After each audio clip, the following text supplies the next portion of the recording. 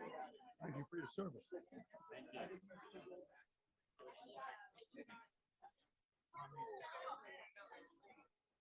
Tell him the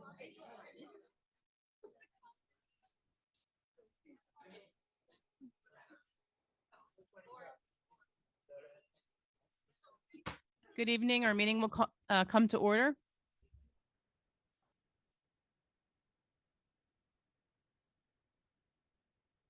Give the public notice of this meeting pursuant to the Open Public Meetings Act has been given by the Board Secretary on September 17th, 2024 in the following manner.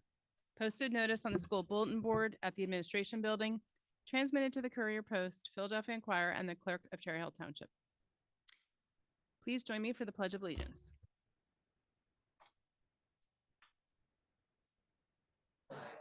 United States of America, and to the republic for which it stands, one nation, under God, indivisible, with liberty and justice for all.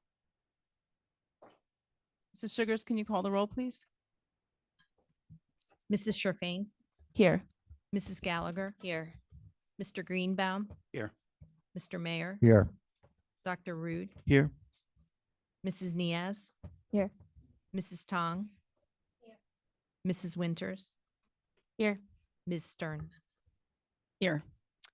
So welcome to our NHD award winners and families here to support them.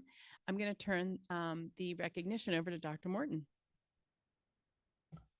Thank you very much, Ms. Stern. It is my honor and privilege and pleasure to be here this evening to recognize wonderful students and outstanding educator, Ms. Morella, for their outstanding efforts at the National History Day competition. I'm going to ask for Ms. Roscoff to come up with me. Mr. Guy, you come up as well. Dr. Capagna, I know is here. You come up as well. Ms. Morella, I'll meet you over in a sec.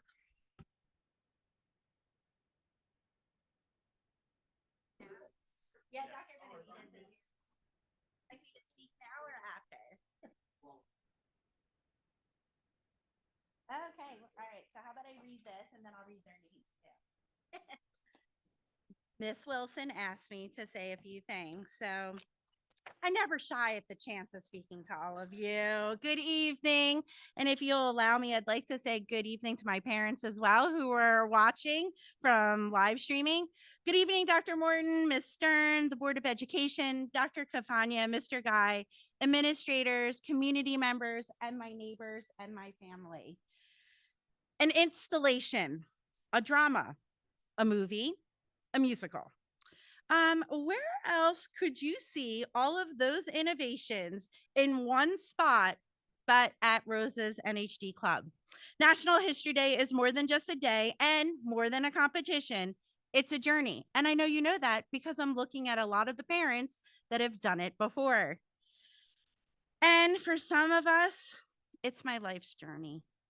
This year's theme, Turning Points, allowed our team to become the champions of the underwritten, the undertold, the unsung heroes of the past.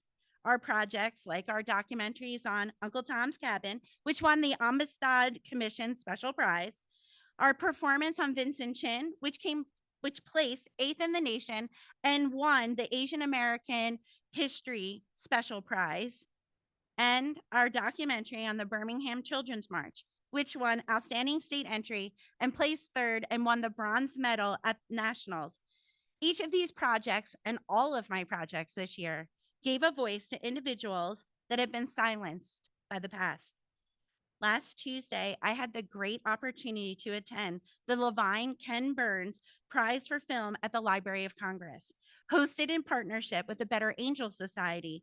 American history documentarians and filmmakers, including Rose's students that are here, were honored for their passion for telling America's past. Minority Leader of the House Representatives, Hakeem Jeffries, opened the awards ceremony with a moving speech regarding history and documentary filmmaking. He said, "Our story, the America story, is full of triumphs and tragedies, but above all else, resilience and exceptionalism. Through it all, the ups and the downs of this American journey, documentary filmmakers like the great Ken Burns who was in attendance and next to us, have been there to capture, contextualize, and comprehensively explain who we are and become the mirror of our democracy. You know, Representative Jeffries captured the key piece of NHD, and I think he was speaking to us when he said it. NHD is a place where students can engage in courageous conversations. They can confront the past and work towards innovating that more perfect union that we talk about in the preamble. I want to thank each of you for celebrating NHD's success this year. The students attending are not only winners, but they actually represent the 1,378 students that have participated in my club for the last 18 years. And it's with the support of the members of the Board of Education, the community, the parents, but also my own parents, that this has been a great success, and I can't thank you enough. Tonight is always bittersweet for me, right? Because it signals the closing of a chapter, one chapter and the start of another. So as I pen this last part of chapter 18, I look forward to what's still to be written, and I hope that the legacy of the individuals that are in front of you tonight will inspire the next generation of historians to become part of a club that changes history, changes community, and changes all of our lives. Thank you so much.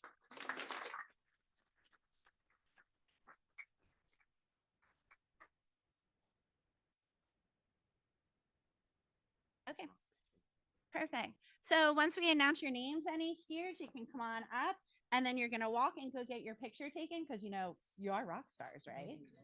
And just to let you know, on a very personal note, you might be noticing I deviated from my normal suit and wore our team t-shirt this year because our theme was we were locked in.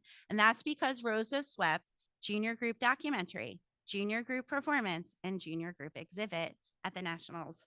All right, so coming up first is our group from Vincent Chin, and they won the Asian American History Special Prize. So Lucy Dubin.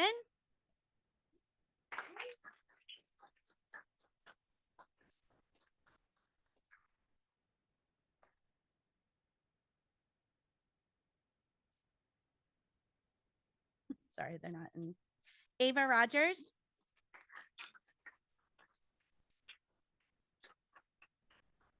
And Erica Foley. Or sorry, Shayna Foley. Sorry, Shayna. That's Mom. Next, I'm pleased to announce the Amistad Commission winners, Miss Jessica Clark,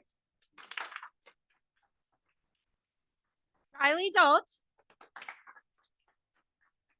Sophia Claudio. Oh, I'm so proud of you. And Elizabeth Walsh.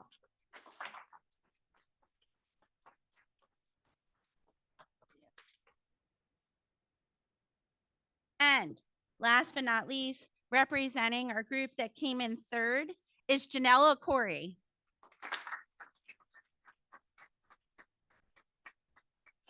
Thank you so much, everyone.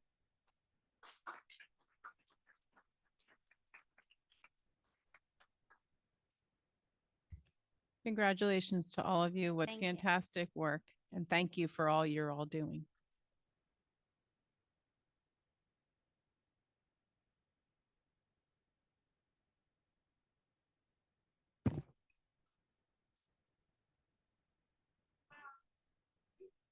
It's nice to have that kind of energy delay us a little bit.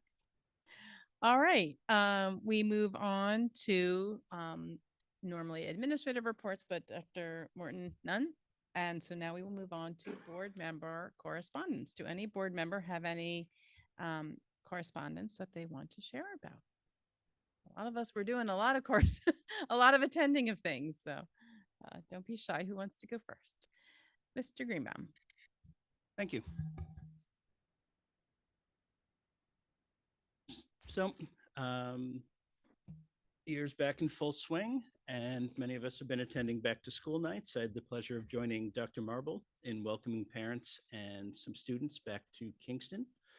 I got to meet some of the families as well as some of the new staff, And of course, kudos to the Kingston PTA for doing a great job in supporting the students. I look forward to joining Ms. McCartney in welcoming families back to Woodcrest a little bit later this week. And lastly, I wanted to mention it is Banned Books Week at the Cherry Hill Public Library. The library, in conjunction with the American Library Association, is shining a spotlight on how censorship impacts our communities and the importance of protecting the freedom to read and to learn.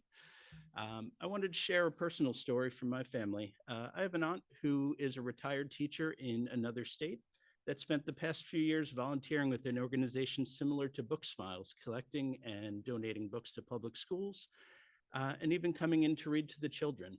That changed last year when some of these restrictions went into effect. The schools were no longer able to accept donations, and the classrooms now have empty bookshelves. The freedom to read is fundamental, and I want to take this opportunity to join some fellow board members, our library, town council, and our mayor in spreading awareness. Thank you. Thank you. Okay, who else would like to share correspondence? Mrs. Gallagher. Just go in order. Last week I attended back to school night at Man, which is where my children go. So it's kind of fun to attend as a board member and as a parent. And then I also attended Beck's back to school night. It's the first time I had actually ever been to Beck. So it was nice to learn about the middle school curriculum and see some of the teachers and meet some of the families there. So, thanks. Great, thank you. Other board members, Mrs. Neos. So I've been to quite a few back to school nights. I went to Thomas Paine, Rosa. I also went to Crucy and I went to West. And all the back to school nights were great. We had a lot of parents come in, which is great. I was able to see some of my old teachers from Crucy and West, and that was really good too. I have to say that the dedication that our principals have is great. They all know every single student, every single room.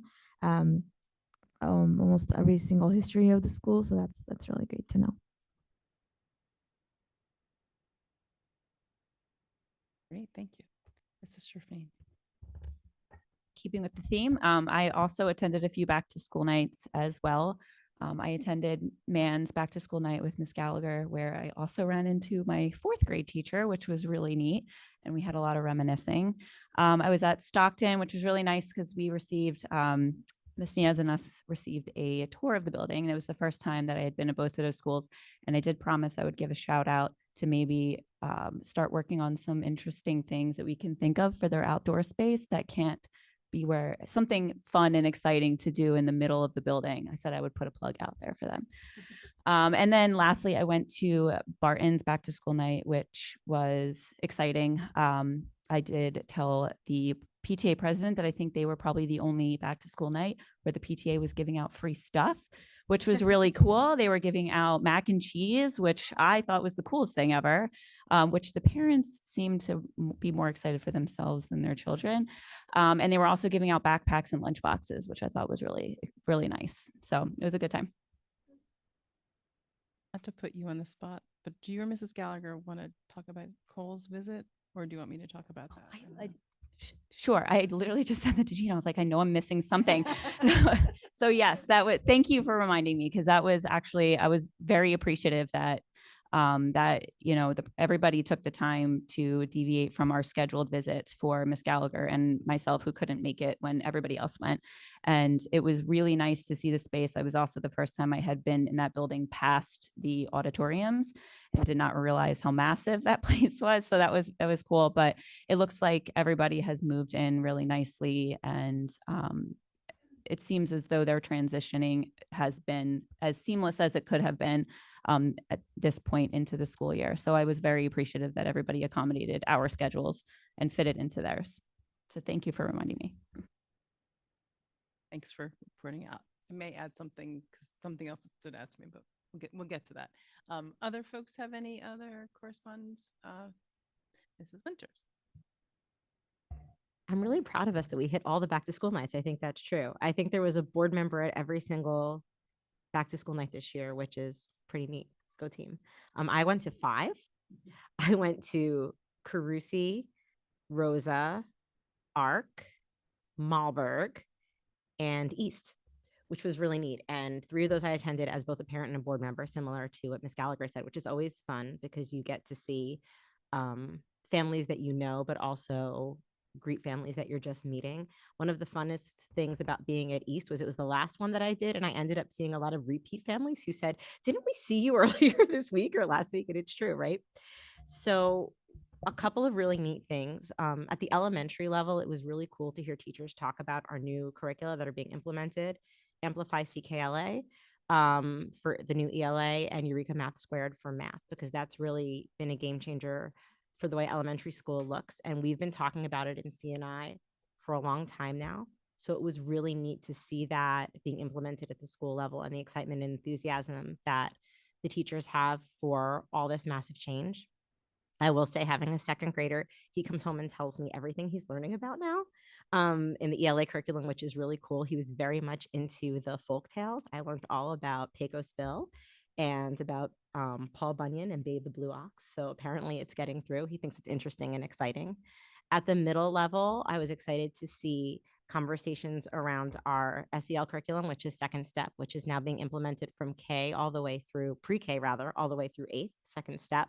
So there's that continuity there, as well as climate change projects, which I know that Dr. Root has been working on, and the return of community service hours, which I think is something that I'm really excited to see return. I think it's really important that students take what they're learning and apply it to being members of our community and seeing how they can create positive change. So that was really cool at the middle level.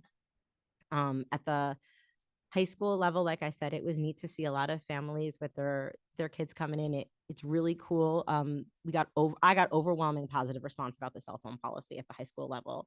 I feel like when I was walking through my son's schedule, multiple teachers mentioned what a difference maker the cell phone policy has been just in the first 3 weeks of the academic year so far. So that was really neat to hear as well. So I guess what I'm saying is the theme for me was being able to really see some of the changes that the board and the administration have been working on and discussing, and see that put into action in our schools was just a really cool experience. Oh, and Malberg. So at the preschool level, there is nothing better than preschool families. They were so excited to be there.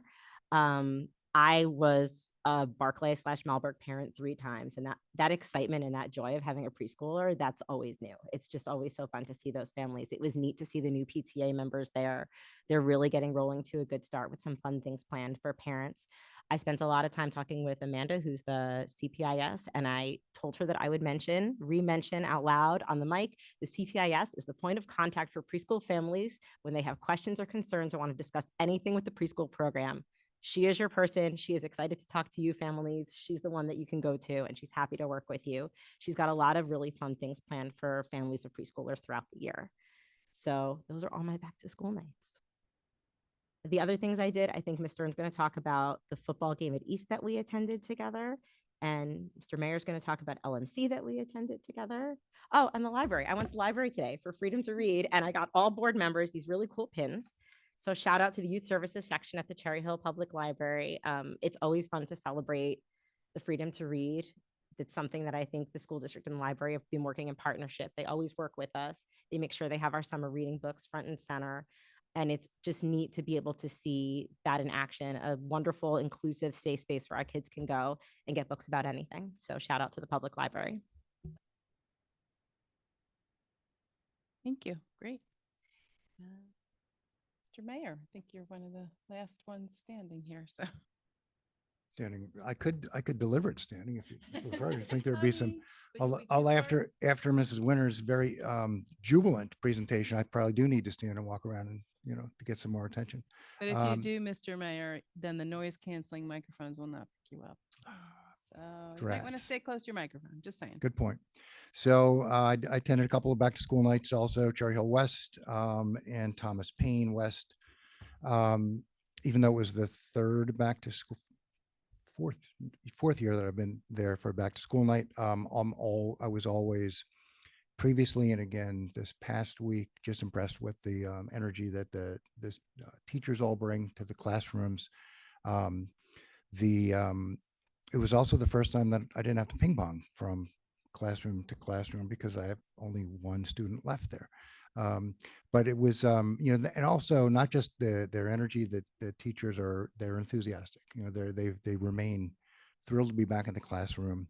They're excited to deliver the curriculum, and each of them, put on a nice, it was only 10 minutes, but it was informative, and it was great to be there. And to parallel what Mrs. Winters heard, also a handful of parents came up to me, some that I know, some that I don't know, but know that I'm on the board, also wanted to go out of their way to talk about the cell phone policy, and unanimously they were in favor of it. Just one parent in particular talked to me first about how concerned her child was initially, because apparently, their child was, very attached to the phone.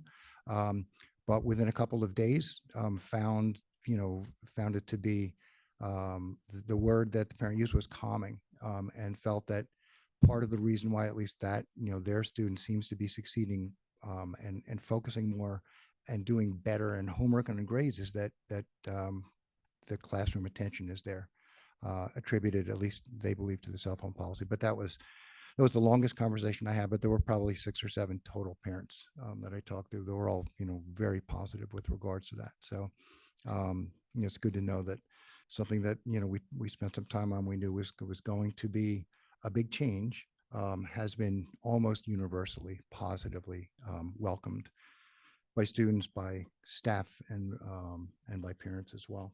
I also attended Thomas Paine. Melissa Gleason, the principal there, is always tremendously enthusiastic, very supportive. It's clear that she is really well attached to the student body there. They hold her in great regard, as they should. It was a wonderful night. Again, parents happy to be there. Absolutely packed house. They, did not want to miss their back to school nights, and that is something that I also recalled from those that I attended last year. The parents in this community, they care, and they want to know what their students are experiencing when they get in the classroom, and they take the time to come out to these. So I'm glad that the administration at the schools and the teachers also welcome them that way, and they prepare for it as well. So the LMC steering committee also met last week. I think the two big issues that were discussed, one was a continued discussion of potentially having Cherry Hill as a South Jersey hub, LMC hub, because the LMC is working so well here. It's been noticed. It's noticed at Trenton. It's being noticed in North Jersey. They love what we're doing, and they want us to help get the word out and help other districts do the same thing. So there was some continued discussion about that. What would that look like? And some realistic concerns about whether or not there would be any additional time constraints on the teachers, because that's something that we do have to be worried about. But overall, still good support for it. So that discussion will continue as we try and define what exactly would our role be, how can we be helpful, and how can we still learn from other districts as they join. What are they doing well that maybe we can incorporate as well. And then there was a very good discussion about the use of committees at all of the school levels, not just the LMC, but how can the LMC help identify practices to make those committees that exist in the schools more efficient, so that teachers can focus more of their effort on the students. Are there some committees that perhaps overlap enough that maybe some of them can be retired, and that returning some time back to teachers to work through curricula, work with their students. Very good conversation. What I think was most impressive about it was that these were things that maybe were not as easily discussed openly among that group or among administrators and teachers with board members present in the past. And it's now a welcoming, open environment, in order to work through some issues and find more creative ways to deliver education and do it in a way that is most effective, not just for the students, but also for the teachers that are willing to have these conversations and bring things to the table and use each other's collective wisdom to help figure some things out. So that was a really good conversation. We meet again next October 9th, I believe, right? And be happy to report back on that one as well. That's it. Thank you. Mrs. Tan. Thank you, Ms. Stern. I'm going to make it very short. I just want to let you guys know that the policy for the cell phone use in the classroom that we just implemented has well received by the parents, and they've been telling me that's a good sign, and also the preschool as well. They're very happy that we have our little ones in school all the time. Well, thank you for doing all that. Thank you, Mrs. Tong. You're part of that, right? You too. So let's see. For back to school nights, I went to Cooper and Bret Hart one night. The next night, sixth grade Beck at Beck, and also attended as a parent to East, really as a parent only. Cooper, I was only there for a short time, but I got to just see the parents. And obviously, it's just always nice to get a chance to have a little bit of a experience, just, seeing familiar faces. Bret Hart, I was there for a little bit longer. And they had we're having technical difficulties, so they kind of switched up the way they did their back to school night with their video, but it was nice to welcome parents there, and I got a chance to talk to some of the teachers. I heard similarly great feedback about CKLA curriculum. One of the teachers said to me, all these years, part of what's been so hard with consistency of learning from school to school, we have such a big goal of equitable learning for all of our kids. How do you achieve that when every school is using their own curriculum, or some of their own curriculum, and they're putting it together? And she said, now that we have this uniform curriculum that all the schools are using, it's one step closer to really ensuring that all the kids are getting, similar education, no matter what elementary school they go to. And she also talked about the piece that we were concerned about that came up in CNI initially, which was, it's a massive amount of information and curriculum to learn and implement at the same time, so to speak, and that's just the nature sometimes of teaching a new curriculum. But so, some really interesting, really helpful to kind of listen and hear the feedback. And I'm able to bring some of that feedback back to Dr. Morton, which was great. And also talk to some of the staff who are also parents in the district, and similar to Mrs. Tong and Mrs. Winters, what you said, just game changer on the cell phone policy or the electronic device policy, wireless device policy. So I want to make sure I get it right. Real game changer. The Beck sixth grade night, like a deer in headlights from a lot of those parents, especially the ones it's their first time being a middle school parent. And I remember that very well. That night was very different. Principal let me know they had like a new approach this year. So they were trying something different with the way that they did their back to school night. And all the teachers were there. So it was kind of a group together, which was a little bit different from when I remember going to like Rosa advisory, my kids' advisory. But all the teachers got a chance to speak and talk about, they each went through their Google Classrooms and stuff. So I think they gave a lot of good information, and I saw a bunch of parents that I knew, some parents I didn't realize had sixth graders. So it was a great night, PTA folks all around. And then East, I think two things: going to the East football game, which Mrs. Winters, I think we missed each other. So I got a nice ride from Mrs. Hoffman from because I was late. I had a work event, so I came late, and she gave me a ride on the Gator back to the so I had to whiz all the way through the parking lot, which was nice to get to the game. I think there were 1,800 tickets sold or something like that. Over 1,800. Absolutely packed stadium. Absolutely packed.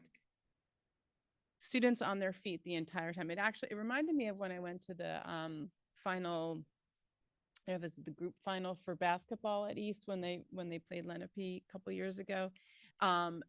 So much spirit, school spirit and energy. I don't know if you all were at the game or not at East, but students on their feet, not on their phones, on their feet, cheering. No, I'm serious. Friday night, on their feet, cheering, watching the games, tons of parents, tons of staff.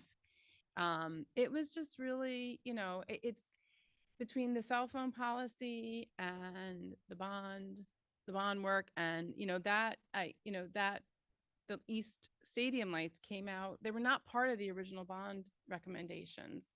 I'm looking at Mrs. Sugars, back then when Garrison brought us the recommendations, that came out of student voice.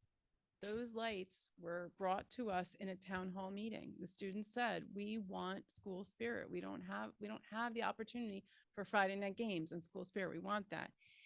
And the board, we were like, well, if that's what, and parents wanted, okay, that's what the community wants, is community voice, is why we have town hall. So we, that got put in. Fast forward, I never would have imagined the impact it had.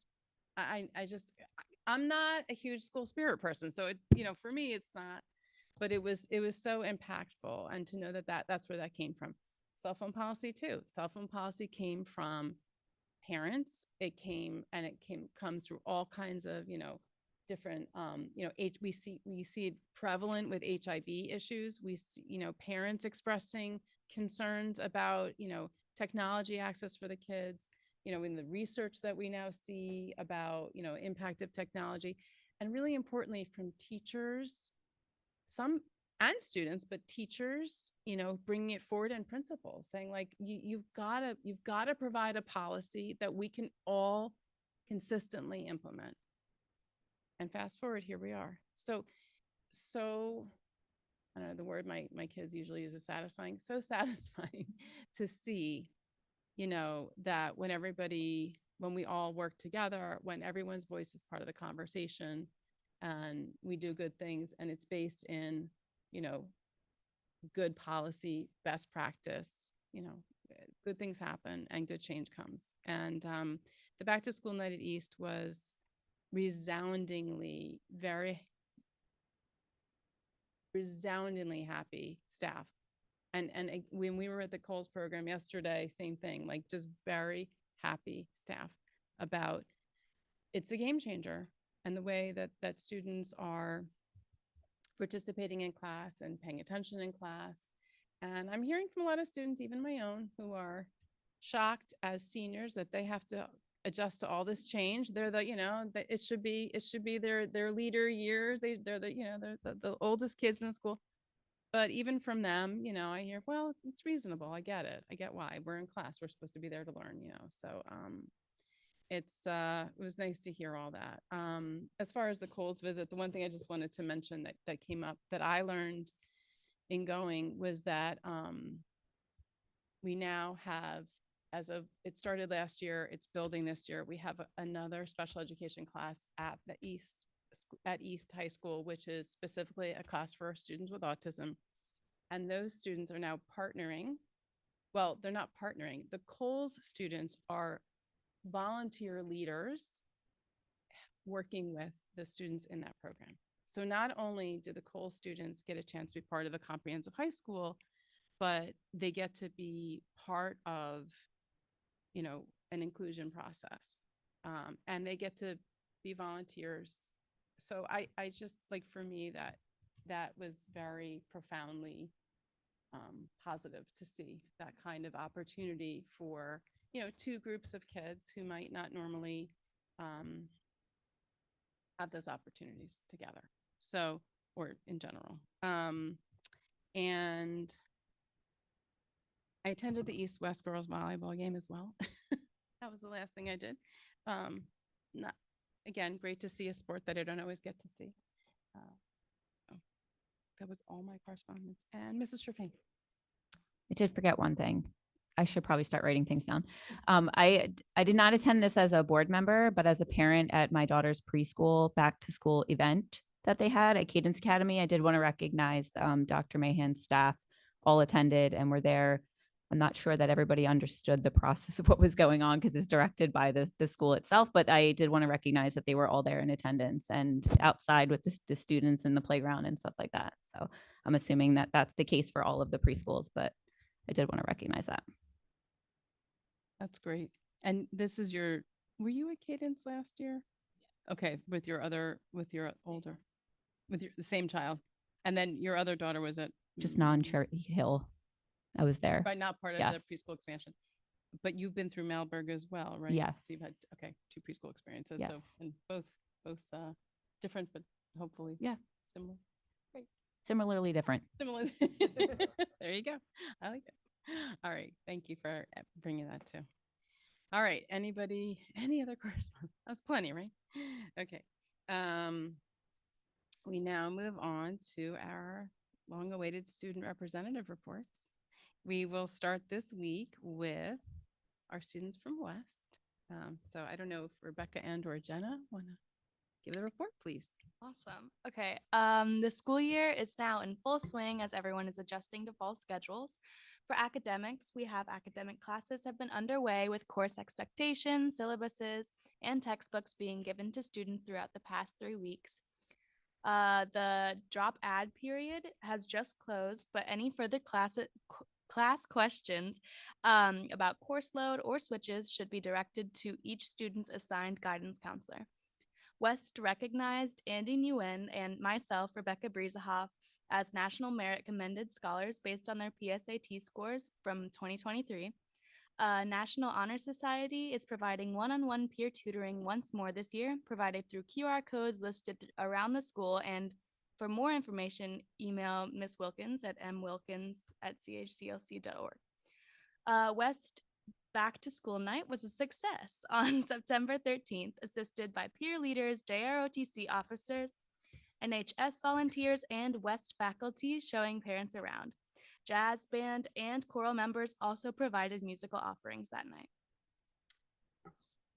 West football hosted their pediatric cancer awareness game on Friday, September 20th against Eastern Regional High School. Volleyball is also hosted a strikeout cancer game on Wednesday against Cherokee. West football also celebrated a 33-7 victory against Clearview the week prior to that. Their next game will take place on September 27th at Cherry Hill West Stadium against Highland High School. Tickets can be purchased through gofan.com. Westfield Hockey participated in their senior night on September 19th, celebrating those on the team graduating this year, accompanied by a victory against Florence. The Positive Coaching Alliance Student Leadership Workshop was hosted at West on September 12th, inviting both East and West student athletes to participate. Boys soccer came home with a victory against West Stepford in overtime on September 7th. Soccer night in Cherry Hill is on Saturday at 7:30. Both East and West boys and girls will compete to win the ball. Congratulations to Crystal and Rex for medaling in the Cherokee Challenge. Crystal won 24th in senior girls and Rex won 16th in junior boys. For arts, congratulations to marching band and color guard on competing in their first competition last Saturday and being awarded second place with a score of 80.65. Auditions for Rocky the Musical took place last week, and we look forward to seeing their production on November 22nd through 24th. South Jersey choir auditions will also take place early October. Latinos at West celebrated with bulletin boards and other displays to celebrate Hispanic Heritage Month that started on September 15th. They will be going to 4 different schools to perform soon to demonstrate their culture.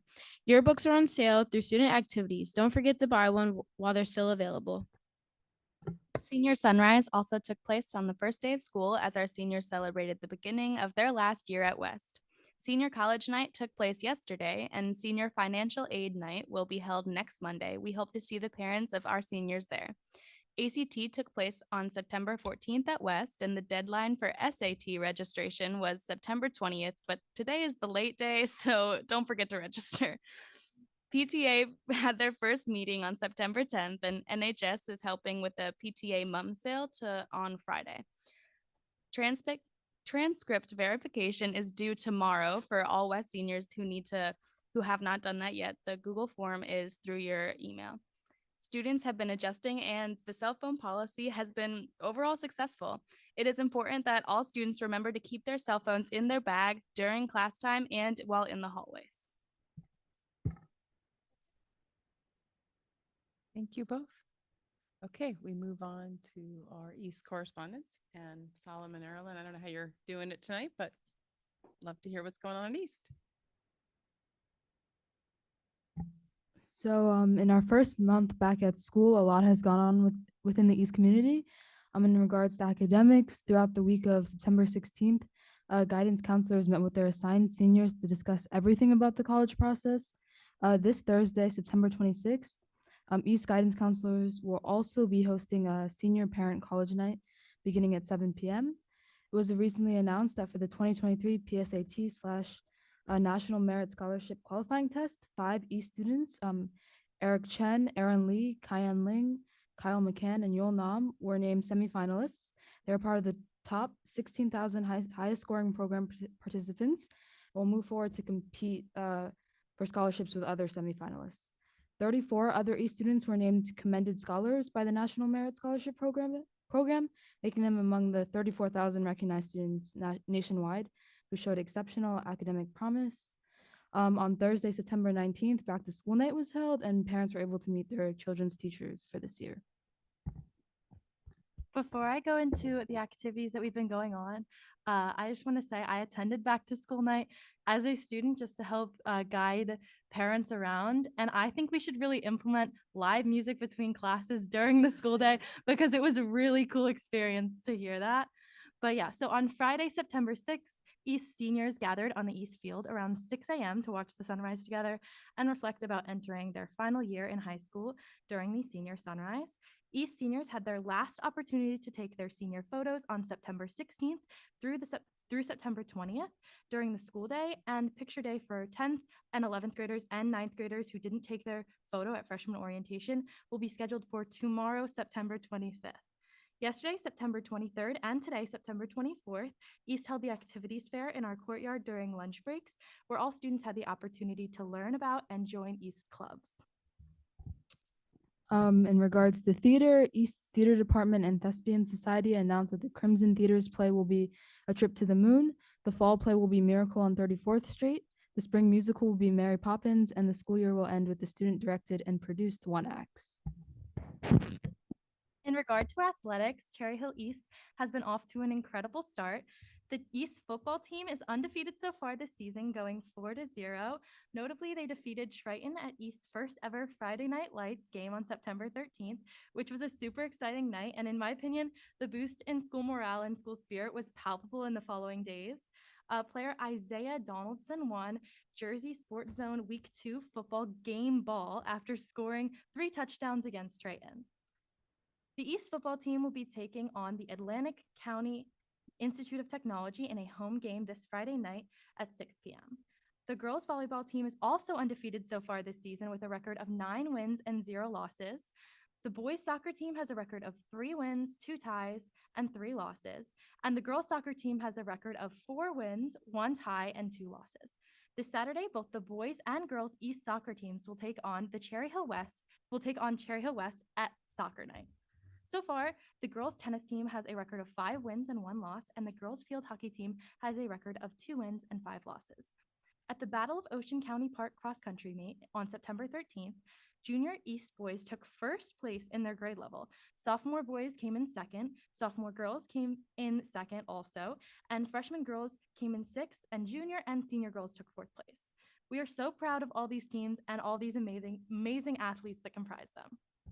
And finally, to address the changes that's been going on, so East students came back to many changes with the new phone policy, mandatory homerooms, which you didn't have before, and the introduction of the Coles Alternative Program. Although we are still in the process of adjusting, which has been challenging for some, particularly the lunch schedule, I've heard more than anything has been a challenge for some. Students are becoming more and more used to the changes, and East administration has been responding to feedback and making necessary adjustments to allow things to run smoother overall.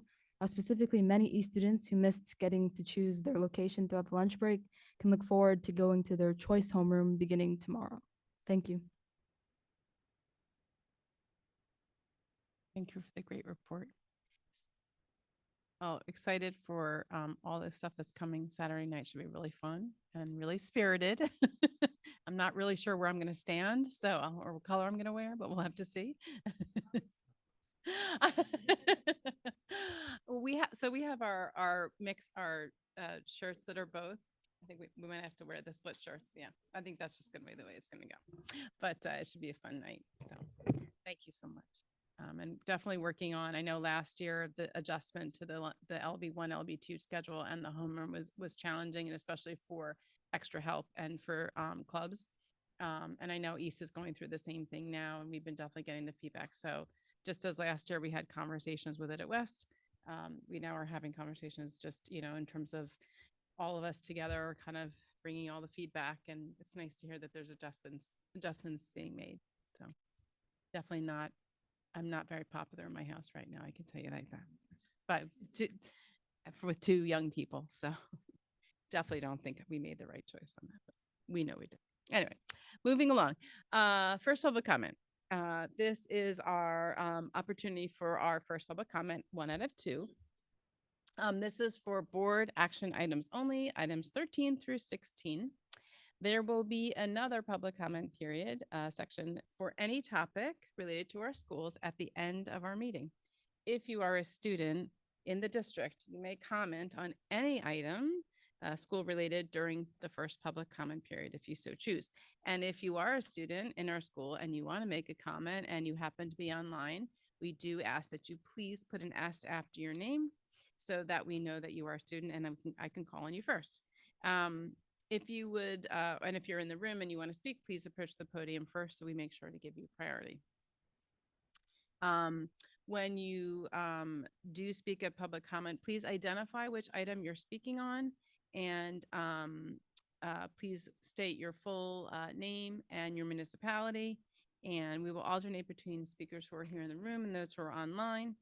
Each speaker will be given a maximum of 3 minutes to speak, and the timer on the screen will indicate how much time you have.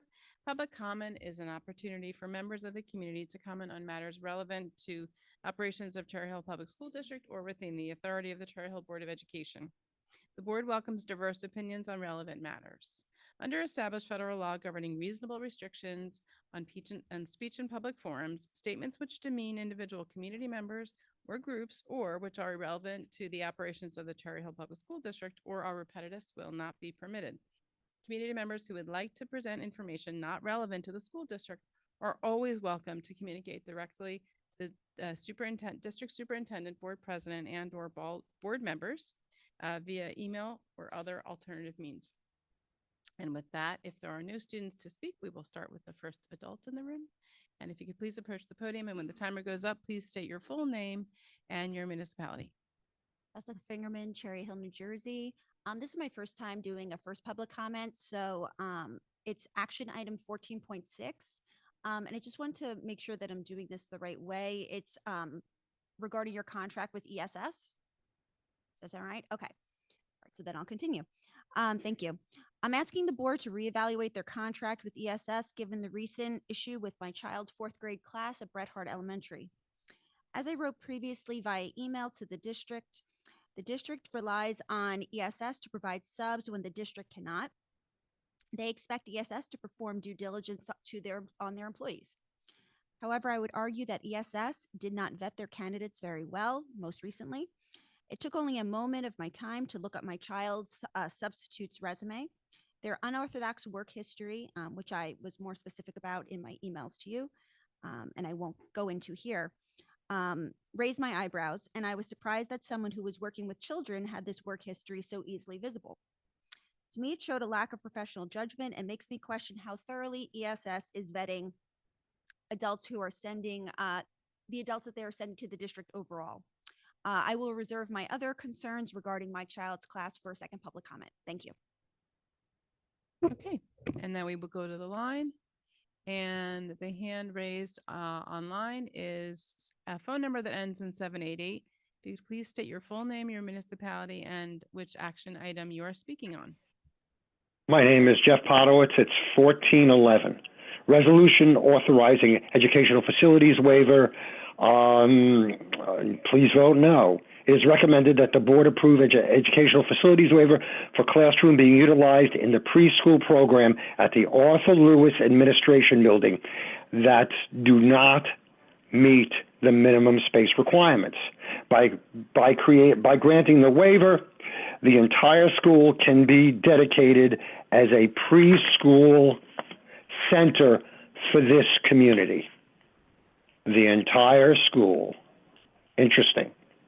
As far as I'm concerned, the spirit and intent of state law, federal laws and regulations, and provision of a thorough and efficient education for the students of this district, the school district leaders say that's not going to be affected at all, is not going to be compromised. I would say that it has been compromised already by the way you've gone headlong into preschool expansion, and I think you've already harmed the students when you should have been focused on something else like learning loss. All right. So I think you want to vote no on this because you basically have already compromised the things that you're not supposed to be compromising. Vote no on this. Creating a center for the community in that building. No, that's wrong. And how much is it going to cost us?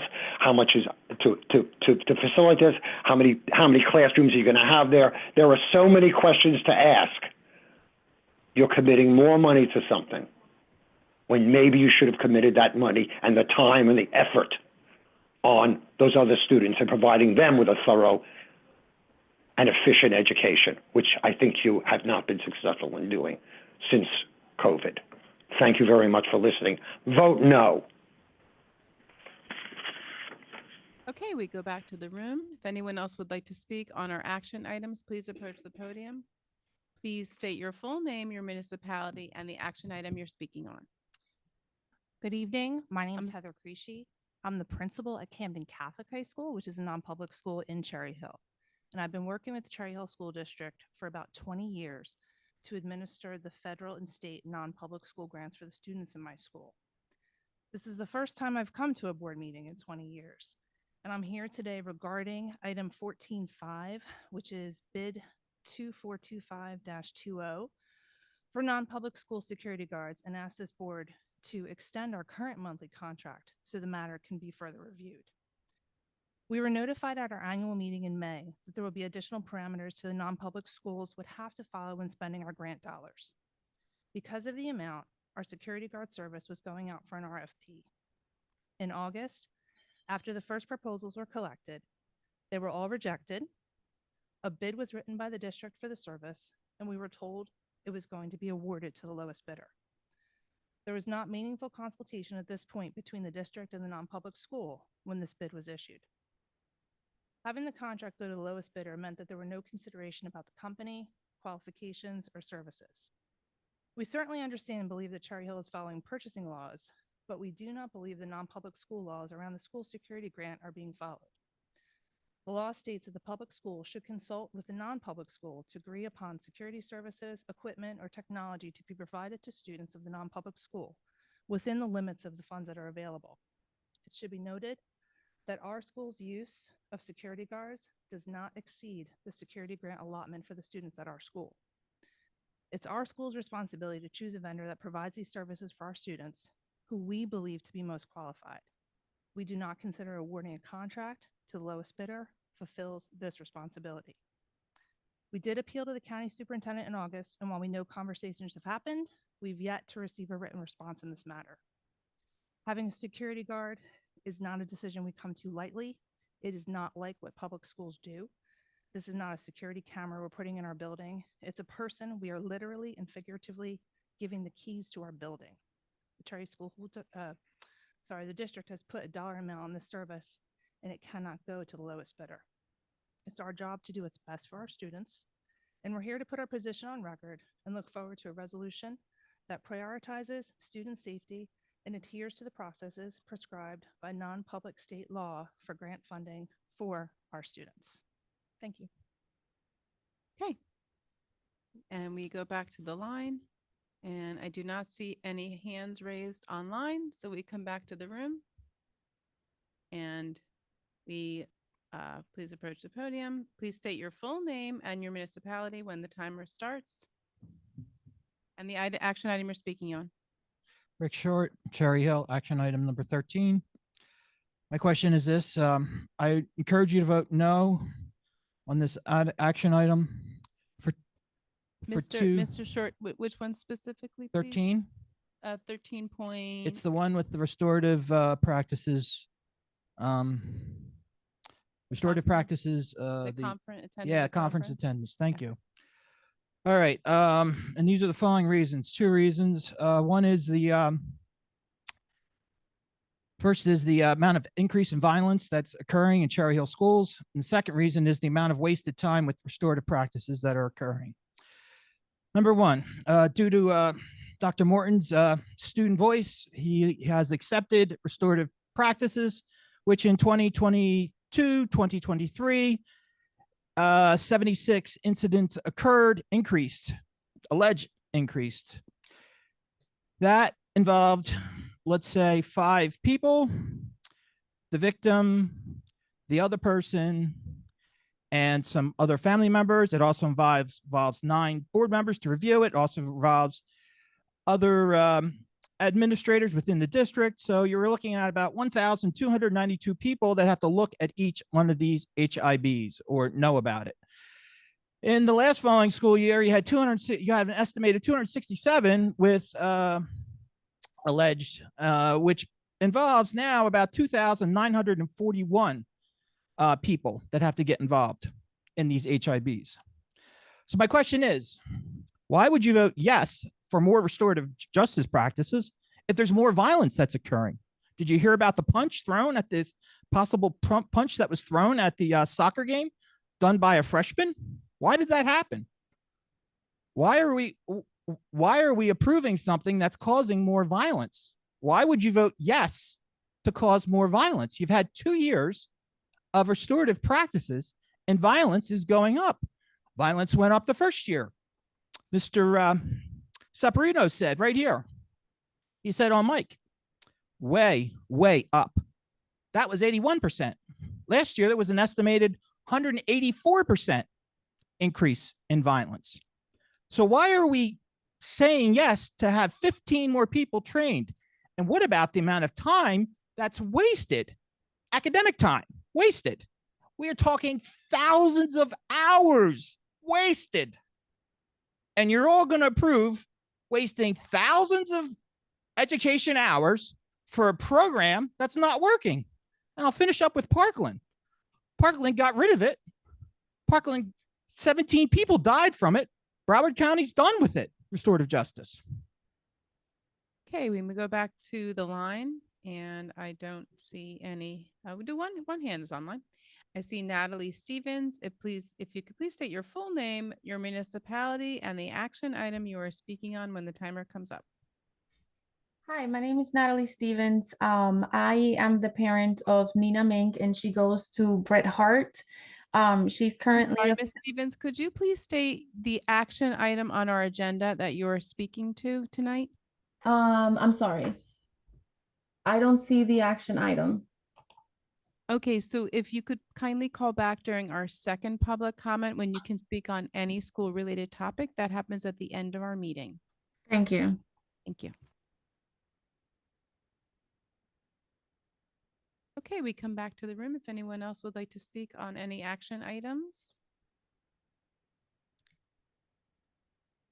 Not yet. Seeing, don't see any hands or anybody at the podium, and I don't see any hands online, so I'm going to close public comment.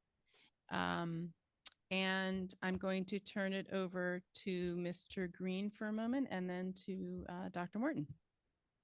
Thank you, Madam President. With respect to the issue that was raised with regard to Camden Catholic and the security officers, The district did share the specifications with the school and offer them an opportunity for input, but most importantly, the successful bidder this afternoon advised us that they are hiring the 2 individuals that are currently assigned there by Semper Security, and they will take over. They will become employees of the new company and will be assigned to Camden Catholic, so that they will continue to have the security guards that they currently have at that location.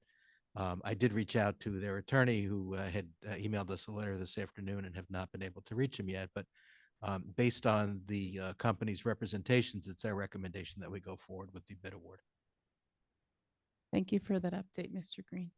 And we go on to Dr. Morton for superintendent comments, hopefully clarifying some accurate factual information. Absolutely. Thank you. Absolutely. I'd be happy to. Anyway, thank you. Thank you very much. I just want to say congratulations again to Ms. Morella and the students who participated in National History Day competition at Rosa. Very exciting to see those children out today and have an opportunity to be celebrated. Yeah, actually had an opportunity to sense the energy and enthusiasm from Ms. Morella as well. Just imagine being in that setting, in that type of classroom, to experience that. So truly, truly a joy. Thank you to all those who've made the first month of the school year a very successful one. Things are rolling right along. We are firing on all cylinders. Just want to say thank you to our administrators for the effective planning.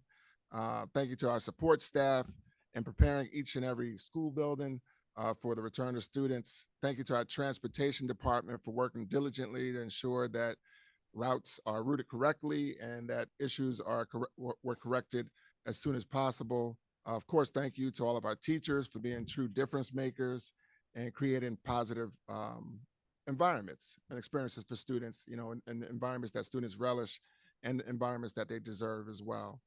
Most importantly, thank you to our students for your positive energy and cooperation.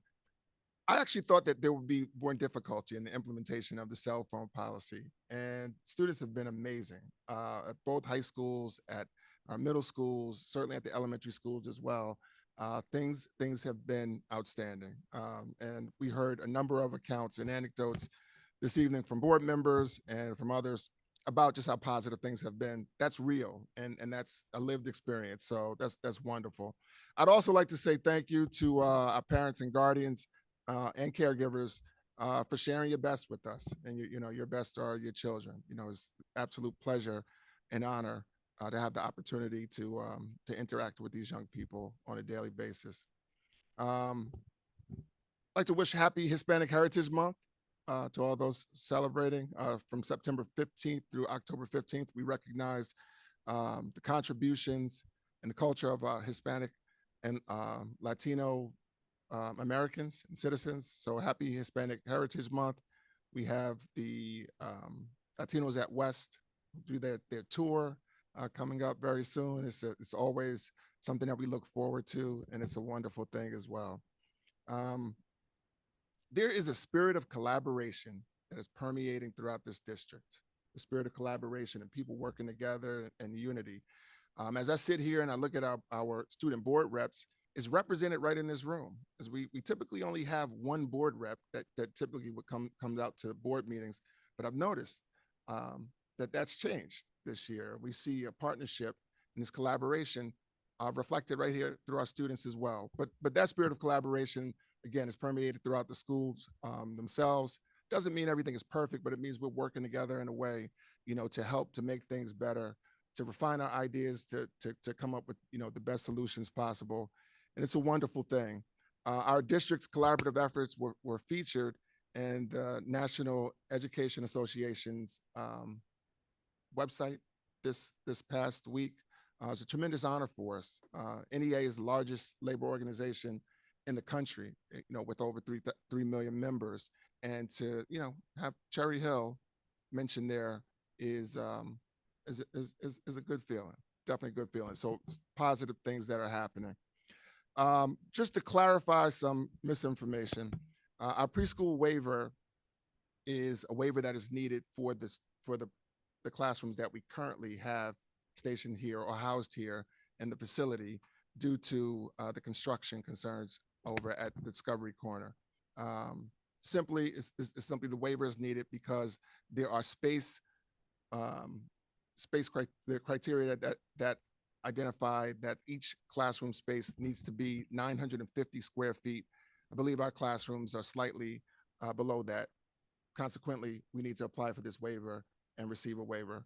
We're not moving forward, or we're not having conversations. We're not actively considering making this facility into a preschool. It's not a conversation that's happening. All right, so that's one. In reference to the HIB statistics that were just presented, they're just grossly inaccurate.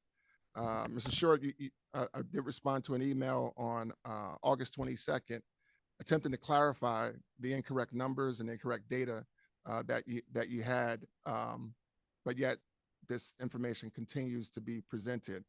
There was not an 184% increase in alleged HIBs. There was not an 81% increase in alleged HIBs. That is grossly incorrect. The HIB process itself is one that's designed to protect students. An alleged HIB does not mean that there was a founded HIB.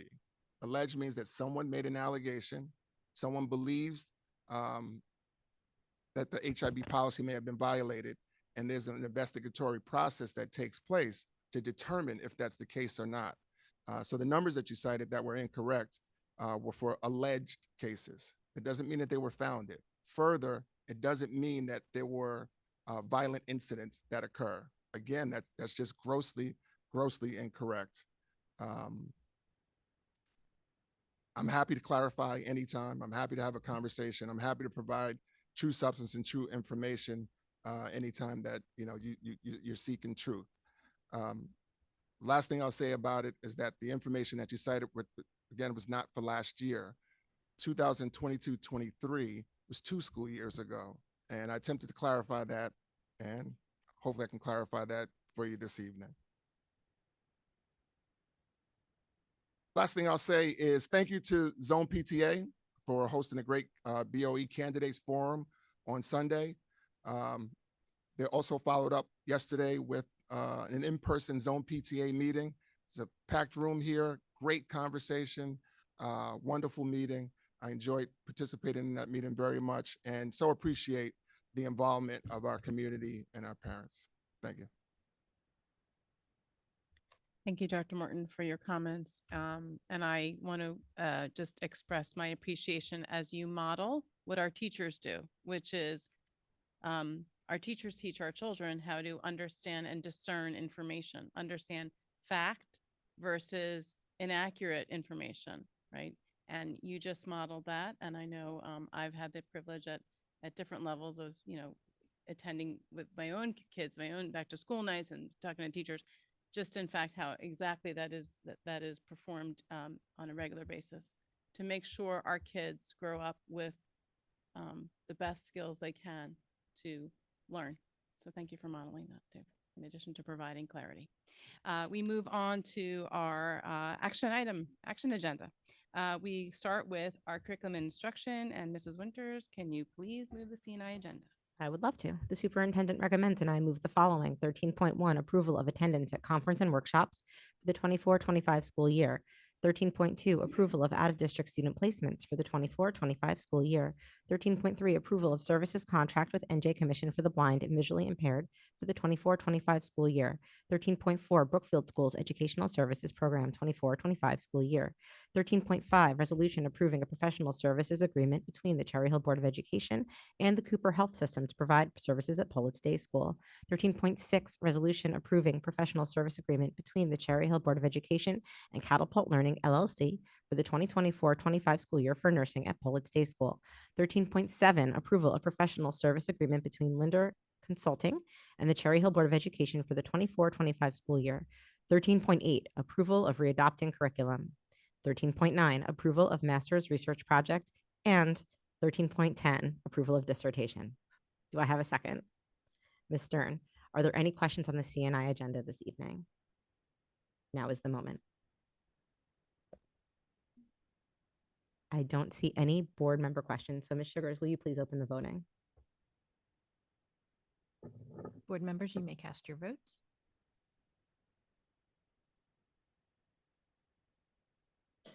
Ms. Sugars, I am recusing myself from 13.5.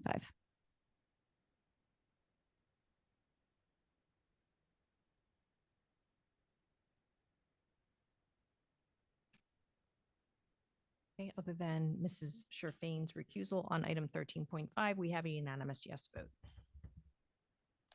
Okay, we move on to business and facilities. Mr. Greenbaum, can you please move the BNF agenda? Thank you. The superintendent recommends, and I move the following.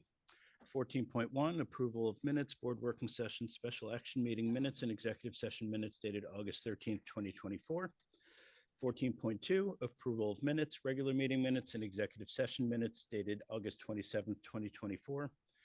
14.3, financial reports. 14.4, resolutions. 14.5, resolution for the award of bids. 14.6, resolution for the award of competitive contracts. 14.7, NJDOE project application and schematic plan submission for Arthur Lewis Administration Building Project. 14.8, resolution for the award of transportation. 14.9, approval of Cherry Hill, McKinney-Vento, DCPMP students going out of district for the 24-25 school year. 14.10, alternate method of compliance, toilet rooms for early intervention and pre-kindergarten classrooms. And 14.11, resolution authorizing educational facilities waiver. Do I have a second? Mr. Mayor, any questions? Mrs. Trefane. I have two. So one, I know Dr. Morton, you've already said this, but just to be consistent, and I already promised I was going to ask this question. So can you please just, not really clarify, because you already clarified, but with 14.10 and 14.11, this is not foreshadowing to make this school a preschool. This is just to waiver the students that are actively here, waiver the requirements for this, the space in the toilets for the students that are actively here waiting to go back to the Discovery Corner. Correct. And the waiver that we had to do for the students' discovery at Lewis for the bathrooms and the classrooms is the same waiver that we do annually for the Malberg Early Childhood Center. There is no difference, and we do not anticipate having preschool here after mid-October. Everyone whose office was displaced is looking forward to going back. Thank you. And then my second question was not an original question, and I'm not sure who to direct my question to, but would you be able to just briefly go over what just happened with 14.5? Because I'm very confused as what just went down with that.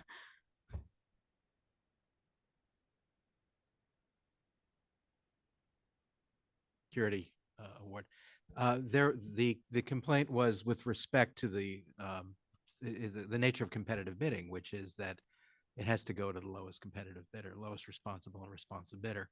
The school raised concerns with respect to the qualifications of the officers, and were concerned that they would get security officers who perhaps were not of the caliber that they previously had. By the new bidder agreeing and committing to hire those individuals, we've taken care of that issue.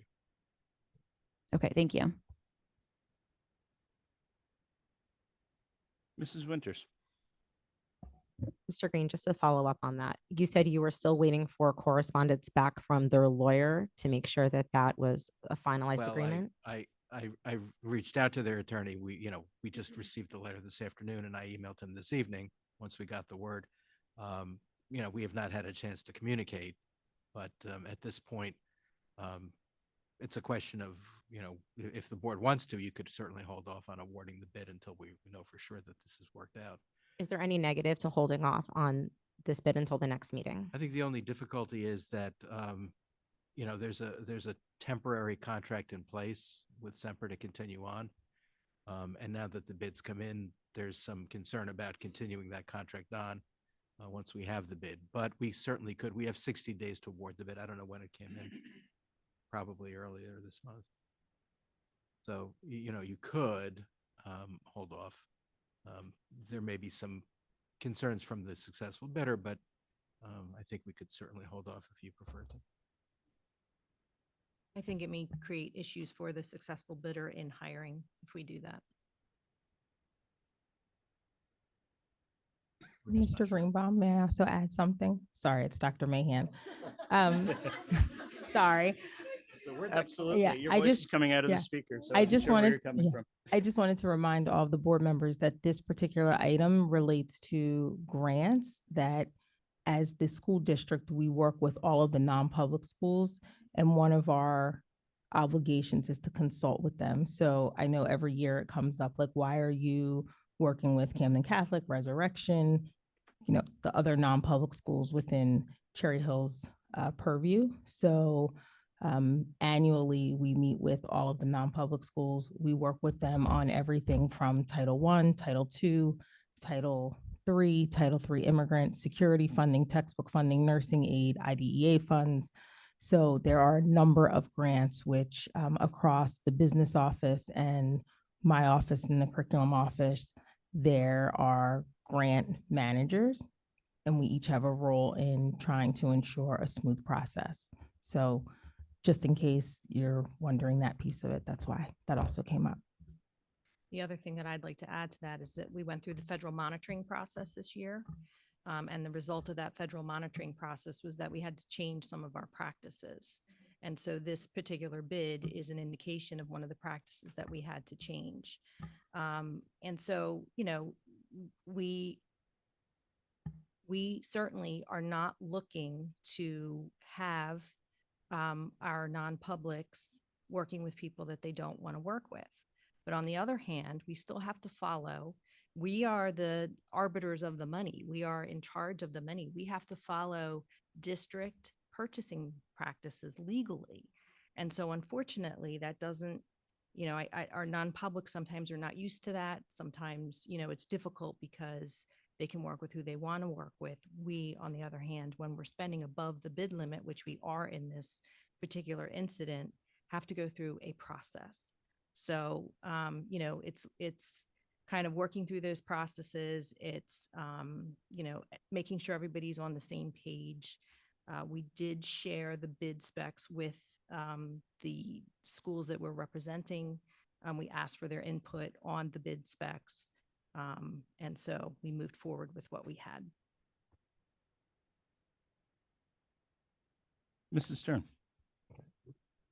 Yeah, I mean, I just want to share, just kind of refresh everybody. So in August, I was the board member along actually with some of our students who attended the ESSA stakeholder meeting, which went over all of our grant processes and all of our grants.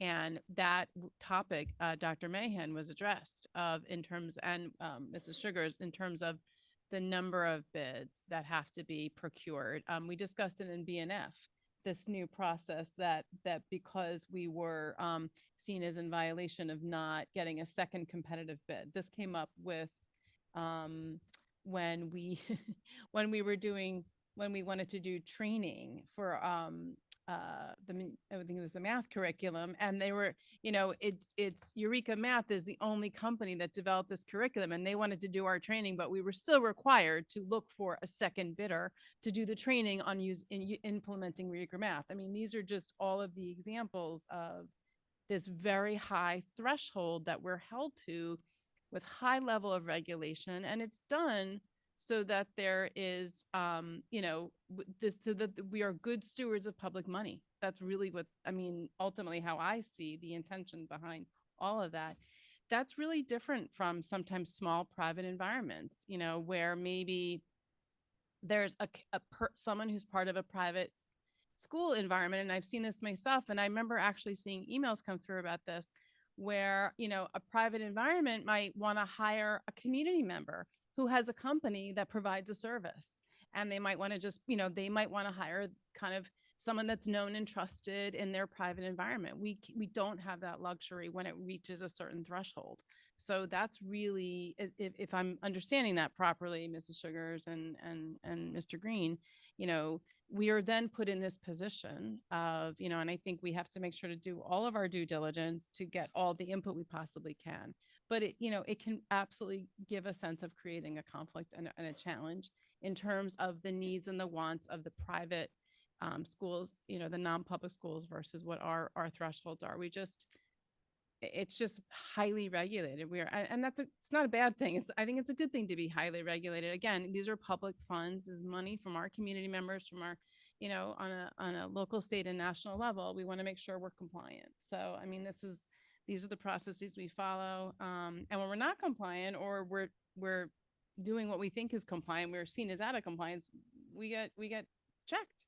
So, and there's a check and balance. So, I mean, for me, that's just kind of how I see it. It's fantastic that this type of resolution, it seems like it's a positive resolution overall, but it's hard, it can be hard for that. So, I don't know, that's my take on it, but. So you said that the bidder that we're voting on tonight agreed to hire the people that already exist at the school, correct? So if for some reason something happens between when they read your email and when you talk to them, if something happens where that does not take place, is there a way to rectify that after the fact? So if they're promising for whatever. If they fail to fulfill their promise? Correct. Technically, no, because once you award the bid, they would be able to provide somebody else. And we're relying on their word at this point, basically.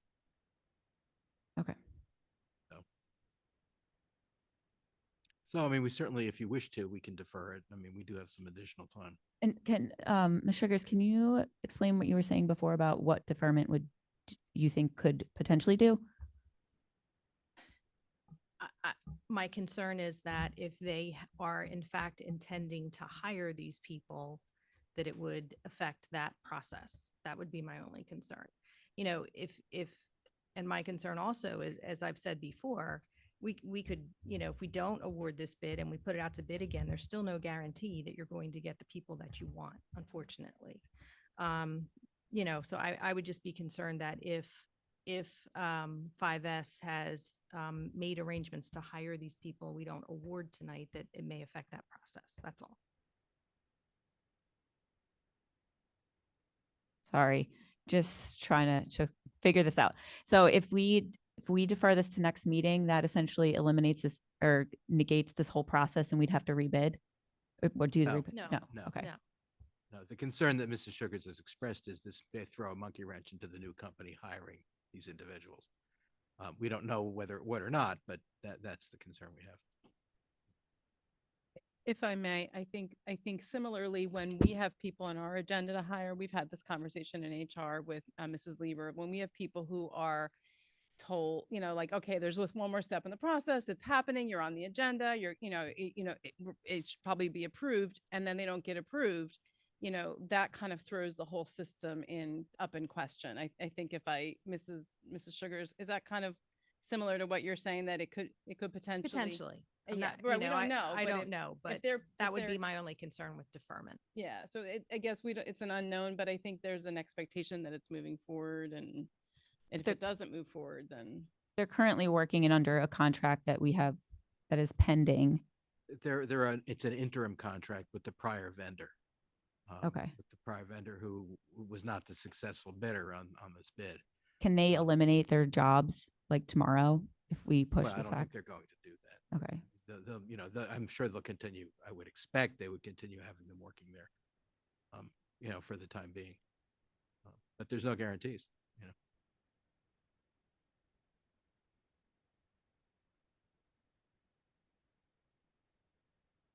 Okay, any other questions? Mrs. Stern. I just wanted to ask, kind of along the lines of clarification about the approval of the waiver for the toilets. Could you speak, Dr. Morton, a little bit about the process we went through, or perhaps Dr. Mahan, when getting close to the start of school, why we ended up moving the preschool here, and what the considerations, what were alternative considerations if we didn't open up classrooms here? What were alternatives for those families and those students? So I'll start with the last question. The alternative would be that we would not open and families would be without childcare. So we did not want to have families in that position because we had promised that we would be opening all of our preschool classrooms. As we got closer to the beginning of the school year, it became evident that construction at Discovery would not be completed. And we immediately put a plan in place to accommodate the approximately 60 students who had seats at Discovery. With that, within 72 hours, we moved many people out of their offices, relocated many individuals, redirected all of our deliveries from Lakeshore Learning to the Lewis Administration Building, and we put together 4 classrooms very quickly so that we could open, welcome students, and ensure that our families would be happy and that students will be receiving access to the high quality preschool program that we promised them. Thank you for clarifying that. Those were basically our the two options, and the administration chose the option of making sure the kids could start school on time and that the families who were expecting to start school and have their 3-year-olds and 4-year-olds receive education could do so. It's a very logical choice. So thank you for clarifying that. So again, this is why we simply want to approve that those students can be in this building during this time. Thank you. Thank you for that. Thank you, Mr. Greenman. Thank you. Are there any additional questions or comments? Sorry, I think I'd just like to make a motion to move that item, that agenda item, to the next meeting. Did I just formally do that correctly? I think you would just vote, you would do that during the vote? Well, you could move to amend, or if there's consent, you could just pull that item from the agenda, if the board is willing to do that. I mean, there's the formal way and there's the informal way. There's a consensus to remove the item from the agenda, we can do that. Or just defer. I might need it, yeah. Otherwise, you would formally make a motion to amend to postpone consideration of that particular item to the next board meeting. I'll go with option B. Right. I'll go with that option. Can I just clarify here that the reason you want to delay it is because you want to ensure that those individuals are being hired? Correct. Because quite frankly, even if they're not, I don't know, Mr. Green, if we have grounds not to award this bid. That's my only other concern. Yeah, I mean, we'd have to look into that. I mean, the grounds would have to be based on a desire to further materially revise the bid specifications. You can only reject bids, which we're not rejecting tonight, but ultimately, if you're going to reject the bid, it would have to be on a limited number of bases, and the only one that we would have here is to materially revise the bid specifications. The concern that was raised was that the individuals at the school should have prior police experience, which my understanding is were not in the original specifications. So you could have a challenge from the successful bidder here. That is a potential. In terms of that, they would have a right to challenge the rejection later. We're not dealing with that tonight, but that's a potential issue. The further question is, Mr. Green, do we have jurisdiction over who they hire and don't hire at this company? No. We have jurisdiction over whether or not they are the company that gets awarded the bid, which is they have been the successful bidder according to all the processes that we're mandated to follow, correct? Right. You made an effort to find a solution to the concerns that the school raised. Right. However, we have no jurisdiction over who gets hired and or whether or not they, even if they're offered a position, whether they accept a position, correct? Right. I mean, I guess I just feel like we're digging very deep into a process that we're not really part of necessarily. Our part is simply whether or not we award a bid according to the process that is our district is mandated to follow. Yeah, I mean, as Dr. Mahan said, we are obligated to cooperate with the private school, the non-public school, to come up with that process to determine the specifications. But once the process is invoked, then we do have to follow the bidding laws in terms of that. So I take that I don't have a second.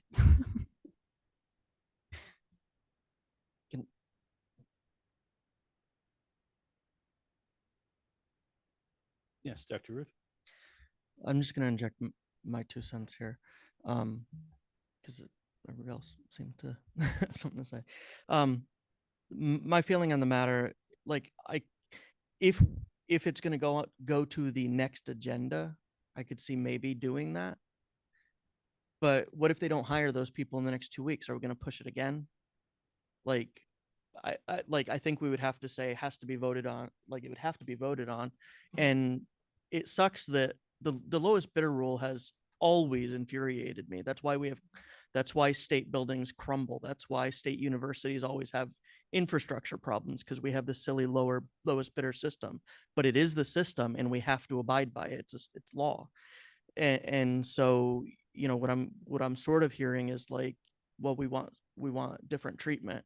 And I don't think that it sounds like what I'm hearing from our legal counsel is that we can't do that. We have to go with the lowest bidder. That's the process. So we either vote to approve it now, or we vote to approve it next time, or we reject it and put it out to bid again, which probably is a terrible idea. So where I'm coming from, like, I don't see why I wouldn't approve it, as the bidding process was followed, and we're following the law by pushing it. We're just giving the company a chance to hire 2 people so that the school is happy. And I do want that to happen. I do want the school to be comfortable with the people that they have. But I don't know that holding the vote really changes anything. So that's my opinion. I would I wouldn't second moving it, but if that's the choice, then, if other board members want to do that, then I'd be willing to go along with you on that, because I could see, that at least making some people feel more comfortable with the bid, but I just don't see it changing the actuality of the bid. So that's it.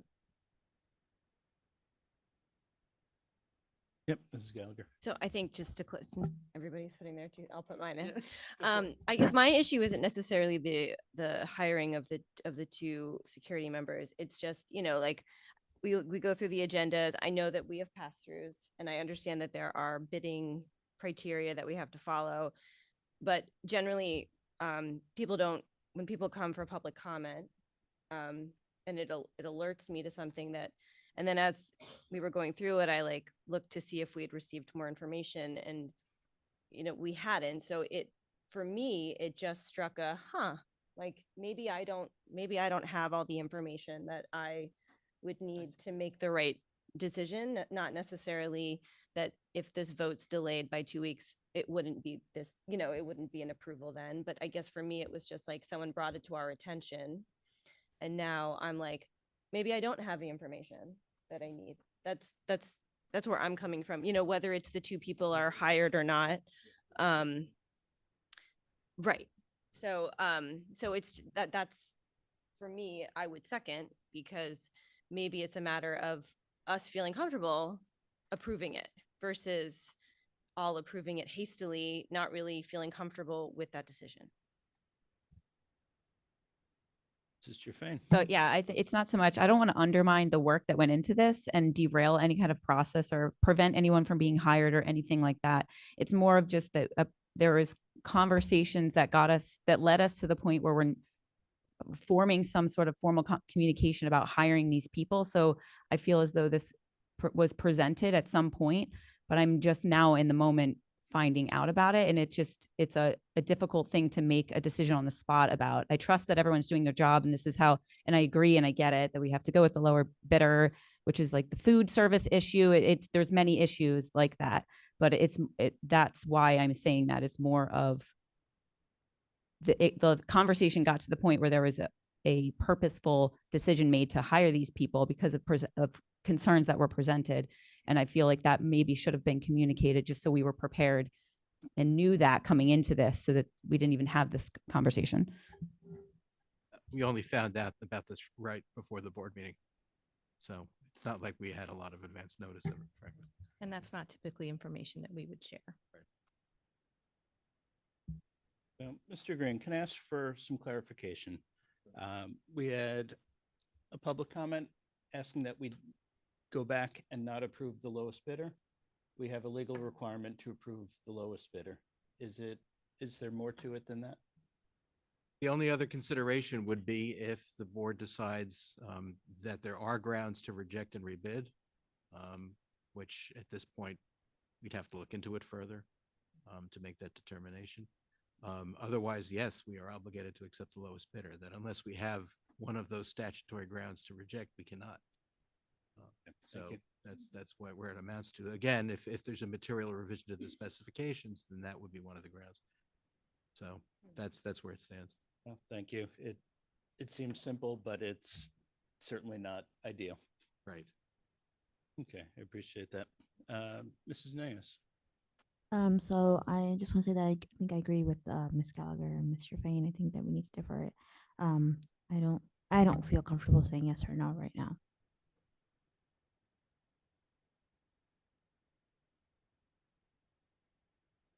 So if there's a second, then we need to vote as an entire board on whether or not we want to pass that motion or not. And that would go through BNF or that go through me. Because I haven't done this since I think I've been president. So. It's before the body now, so it would be through the president Okay. at this point, I would say. Okay, so we will now vote on the motion to reject.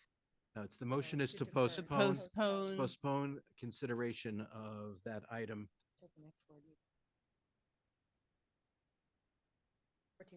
14.5. So the motion is to postpone consideration or action on item 14.5 until the next board meeting. October 8th board meeting. Okay, so we will have, I think we'll do a voice vote probably, or do a voice vote? Just a roll call vote, yeah. All right, so Mrs. Sugars, can you please take a roll call vote? Mrs. Sherfain? Yes. Mrs. Gallagher? Yes. Mr. Greenbaum? No. Mr. Mayor? No. Dr. Rude? No. Mrs. Niaz? Yes. Mrs. Tong? No. Mrs. Winters? No. Ms. Stern? No. Okay, so the motion did not pass. And now we go back to the I defer back to Mr. Greenbaum to continue to move the BNF agenda. Thank you. And I appreciate the spirited discussion on this. This is certainly new ground for me. So where were we? Are there any other questions or comments on other agenda items? Seeing none, Mrs. Sugars, open the voting, which I think you did about 10 minutes ago. So thank you. You may now cast your votes. I'm going to abstain from 14.5 and I'm going to vote no on 14.10 and 14.11. I will also abstain on 14.5. Mrs. Sugars, I'm going to recuse myself for 14.3 due to conflict of interest, and I'm also abstaining from 14.5.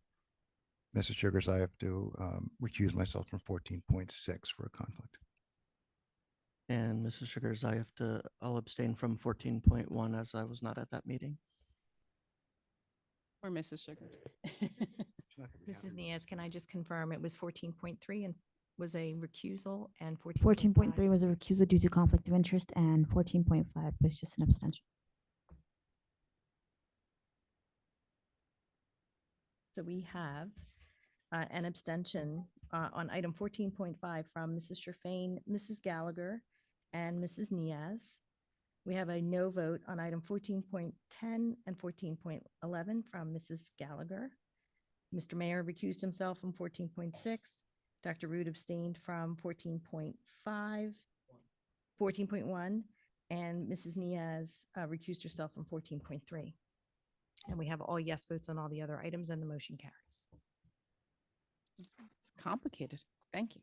All right, we move on to our human resources agenda. And the superintendent recommends, and I move the following.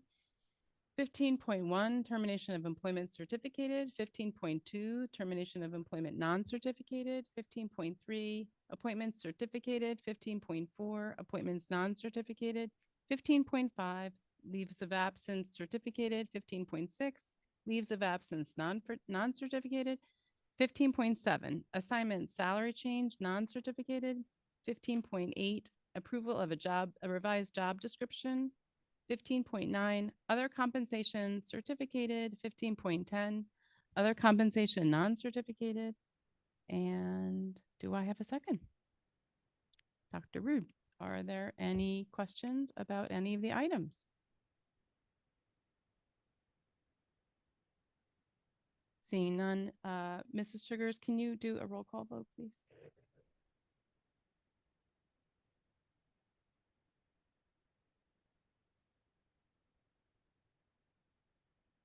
No, the group, please.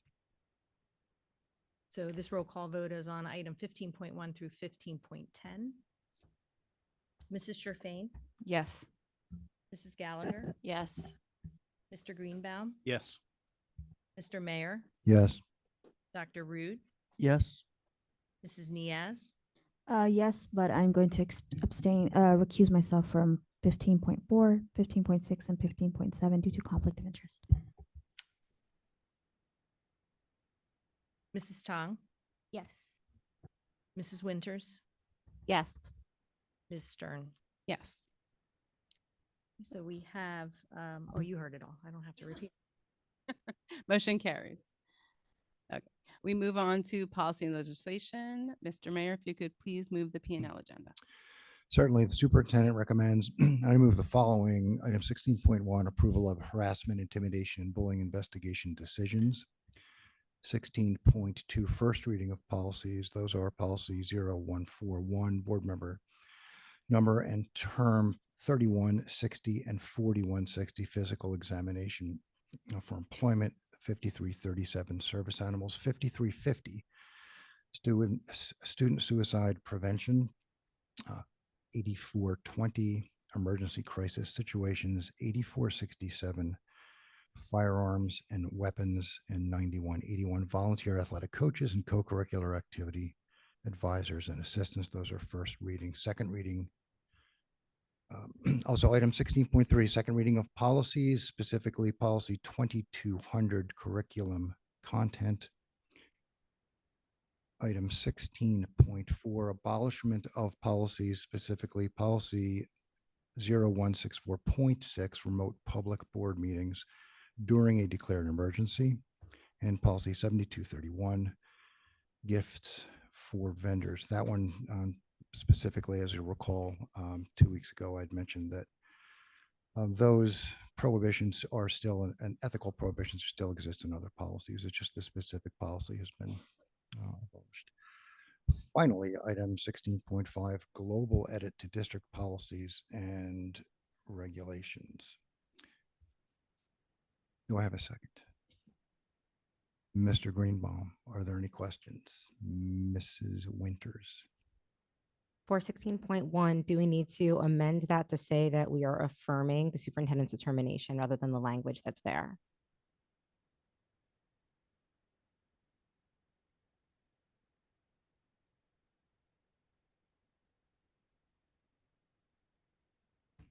That appears to be a correct reading. So, Mr. Through the Green, chair, motion to amend item 16.1 to say affirming the superintendent's determination. Thank you. We're Thank doing you, all the Mrs. Roberts rules tonight. Thank you, Mrs. Winters. So you need a second?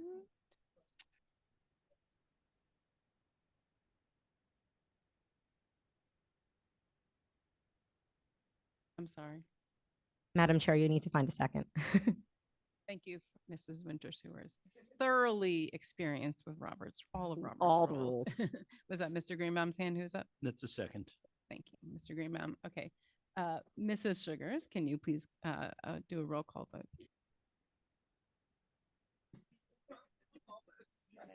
On my sheet here. Mrs. Sherfain, Yes. Mrs. Gallagher, Yes. Mr. Greenbaum, Yes. Mr. Mayor, Yes. Dr. Rude, Yes. Mrs. Niaz, Yes. Mrs. Tong, I have to abstain from 16.1, everything else, yes. This is the correct. Oh, I apologize. Wait, start over. This again. is to correct. We have an error, so we're just saying we're agreeing to Yes. correct. Okay, thank you. Stop. That's okay. Thank you. That's good. Good clarification. It's good to Mrs. be informed. Winters? Yes. Ms. Stern? Yes. Okay, so now we go back to Mr. Mayor to please, did we already we didn't, we already second, now we're We on had the, a second. on the. Any other questions? Any questions? Seeing none. Mrs. Sugars, would you kindly open the voting?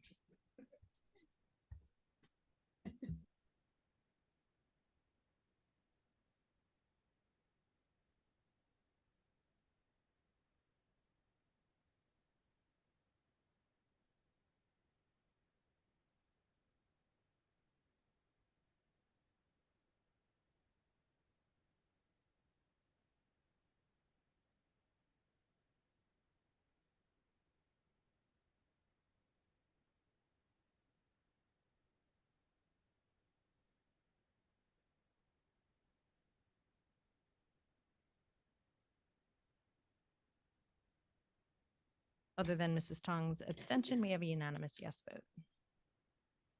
Okay, thank you. Well, I think Mrs. Sugars, you can hopefully breathe a sigh of relief, except for running the clock in a few minutes. Are there any items for new business from board members?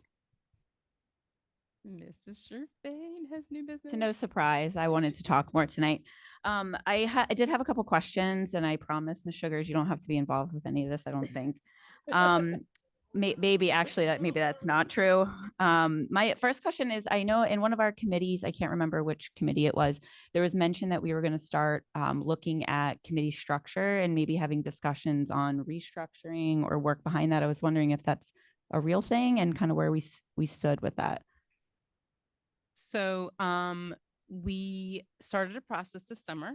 I took that request. I went to Mrs. Winters and Mrs. Gallagher, and both of you agreed to start the process. I guess that was in July. We had that you two had that conversation.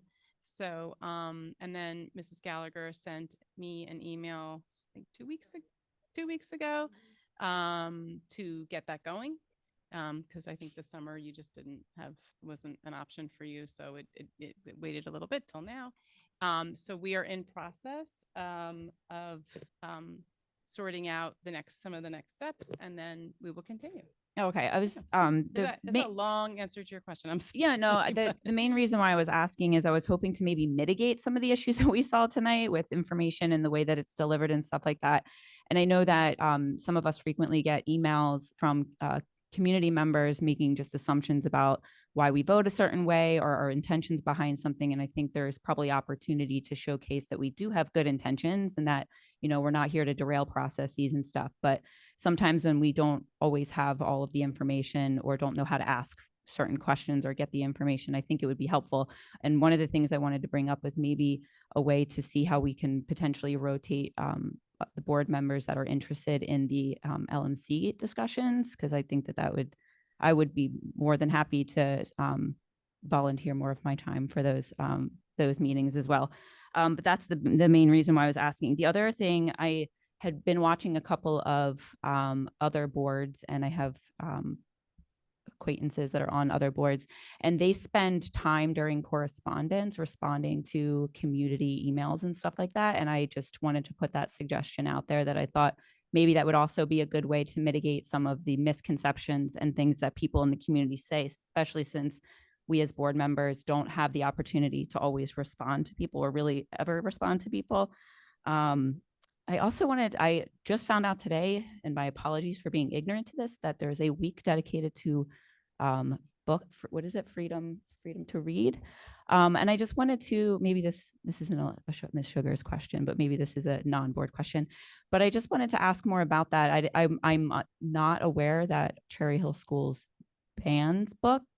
And I'm just asking, is that something that we do as a district? I've just from reading certain things, it seems as though people were assuming that we do that. And I was under the assumption that we don't do that. So lots of things. I have lots. I wrote these down. That's why I remember. It's good. It's good discussion. It's important discussion. I really appreciate you bringing them. I guess I remember when we went through the just to respond a little bit to your saying like how much there is to know, right? I think that's like such a 11,000 students, 19 schools, and we're not people who have been involved in the day-to-day operations of the school district. So it's a lot to learn and understand. And I think the learning curve is long. It's a very, very long runway, I would say. And I think you see me as, tonight, with Robert's rules, it's like, well, okay, so next steps, because some things we haven't done before. And, even though this is, I'm coming into the sunset of my second year as president, it's still like, okay, let's, figure this out. It's like, it's not something that we're used to doing all the time. I'm used to doing all the time. So I really connect with what you're saying about that. And I think I remember when we did the superintendent search, and, one of the things that was said to us is, it really takes a 3-year cycle for a superintendent themselves to really kind of get very grounded in the role.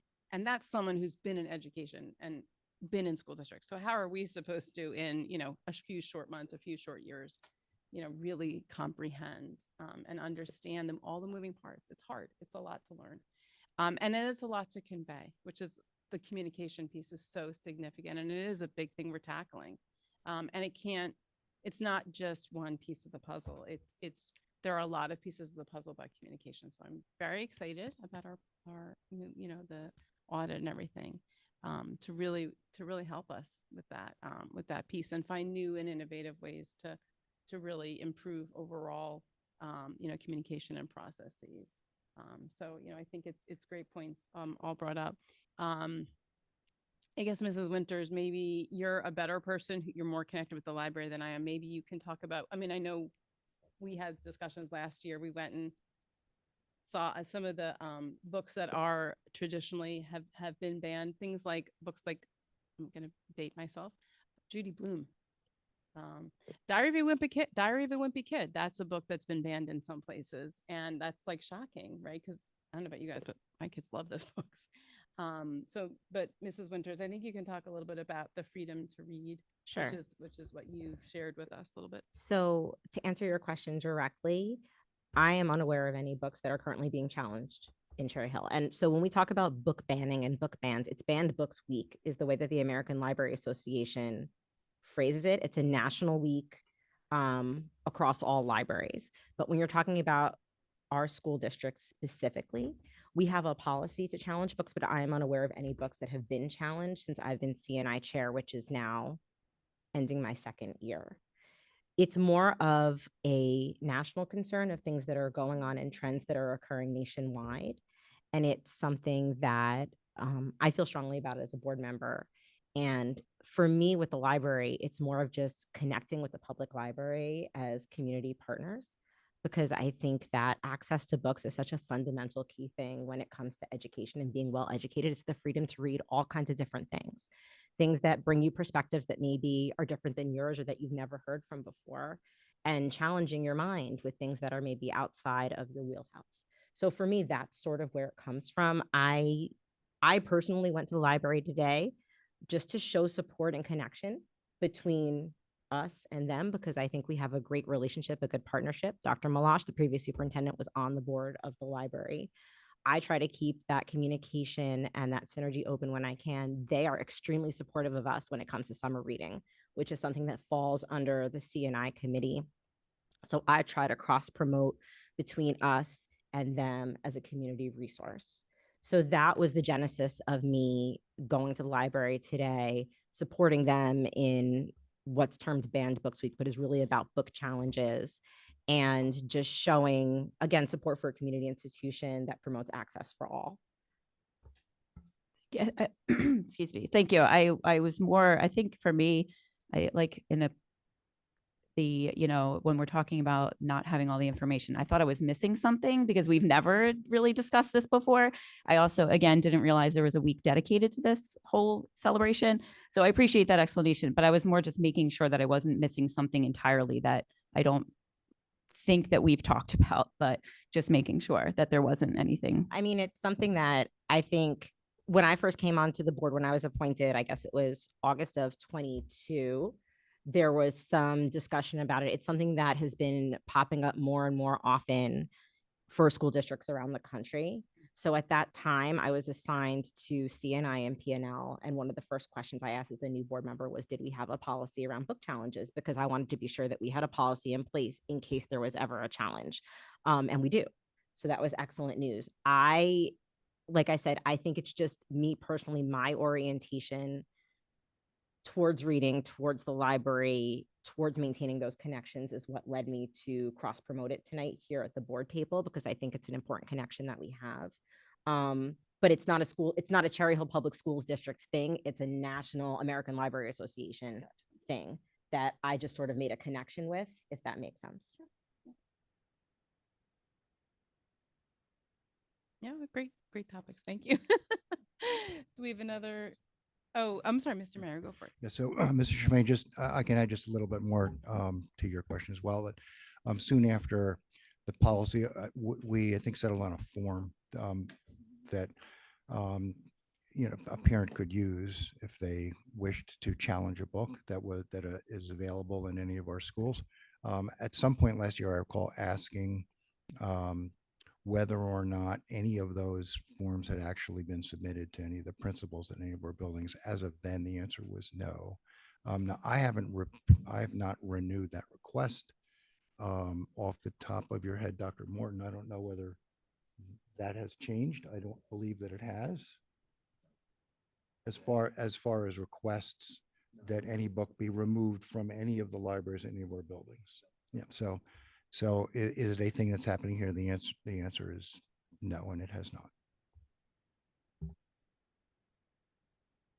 Great questions. Thank you for. But thank you. Good stuff. Really good stuff. Really helpful and fresh ideas. Good stuff. We move on to any other new business from board members first. We will yield to the student representative to give a input. I just wanted to say that the freedom to read, the book week is really important, especially now because there's a Freedom to Read Act passing its way through the New Jersey State Legislature. I know because I lobbied for it, testified.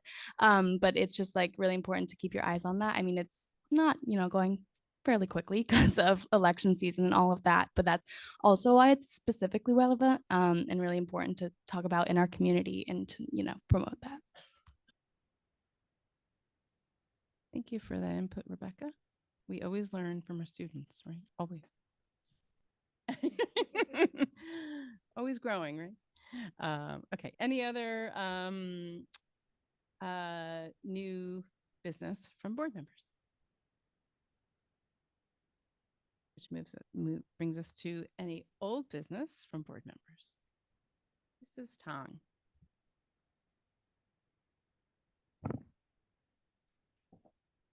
Oh, I'm trying to get my notes. I would like to talk about the student comment set time, if possible, right after the Pledge of Allegiance for consistent purposes, and so the student can set aside for their voice to speak up at that time. Otherwise, we have presentations, so many things, and they don't have a time consistency.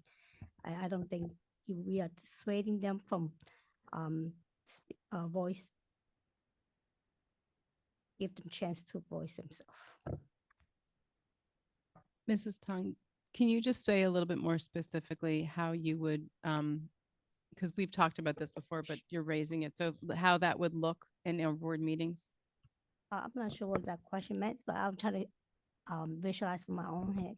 Like if we could set it right after Pledge of Allegiance, maybe give them limited time, 15 minutes, so that if that's important, they'll speak that 15 minutes.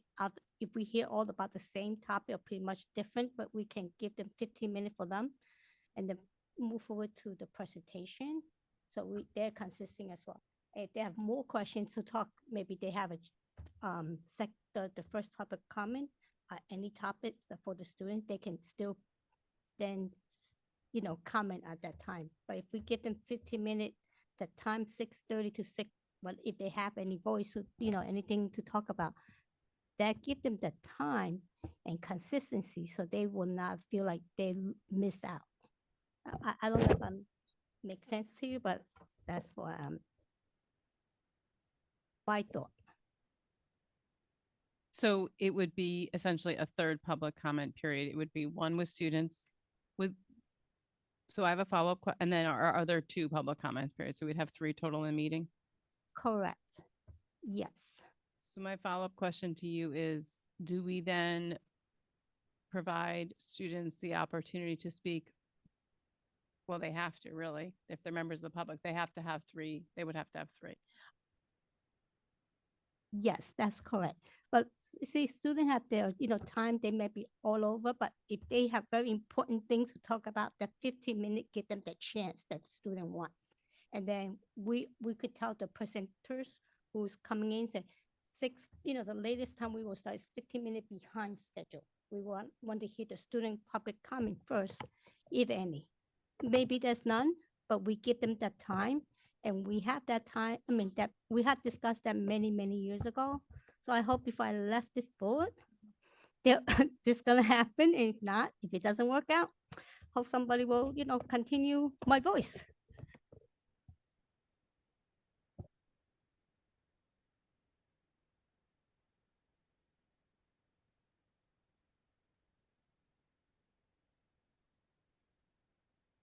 Any other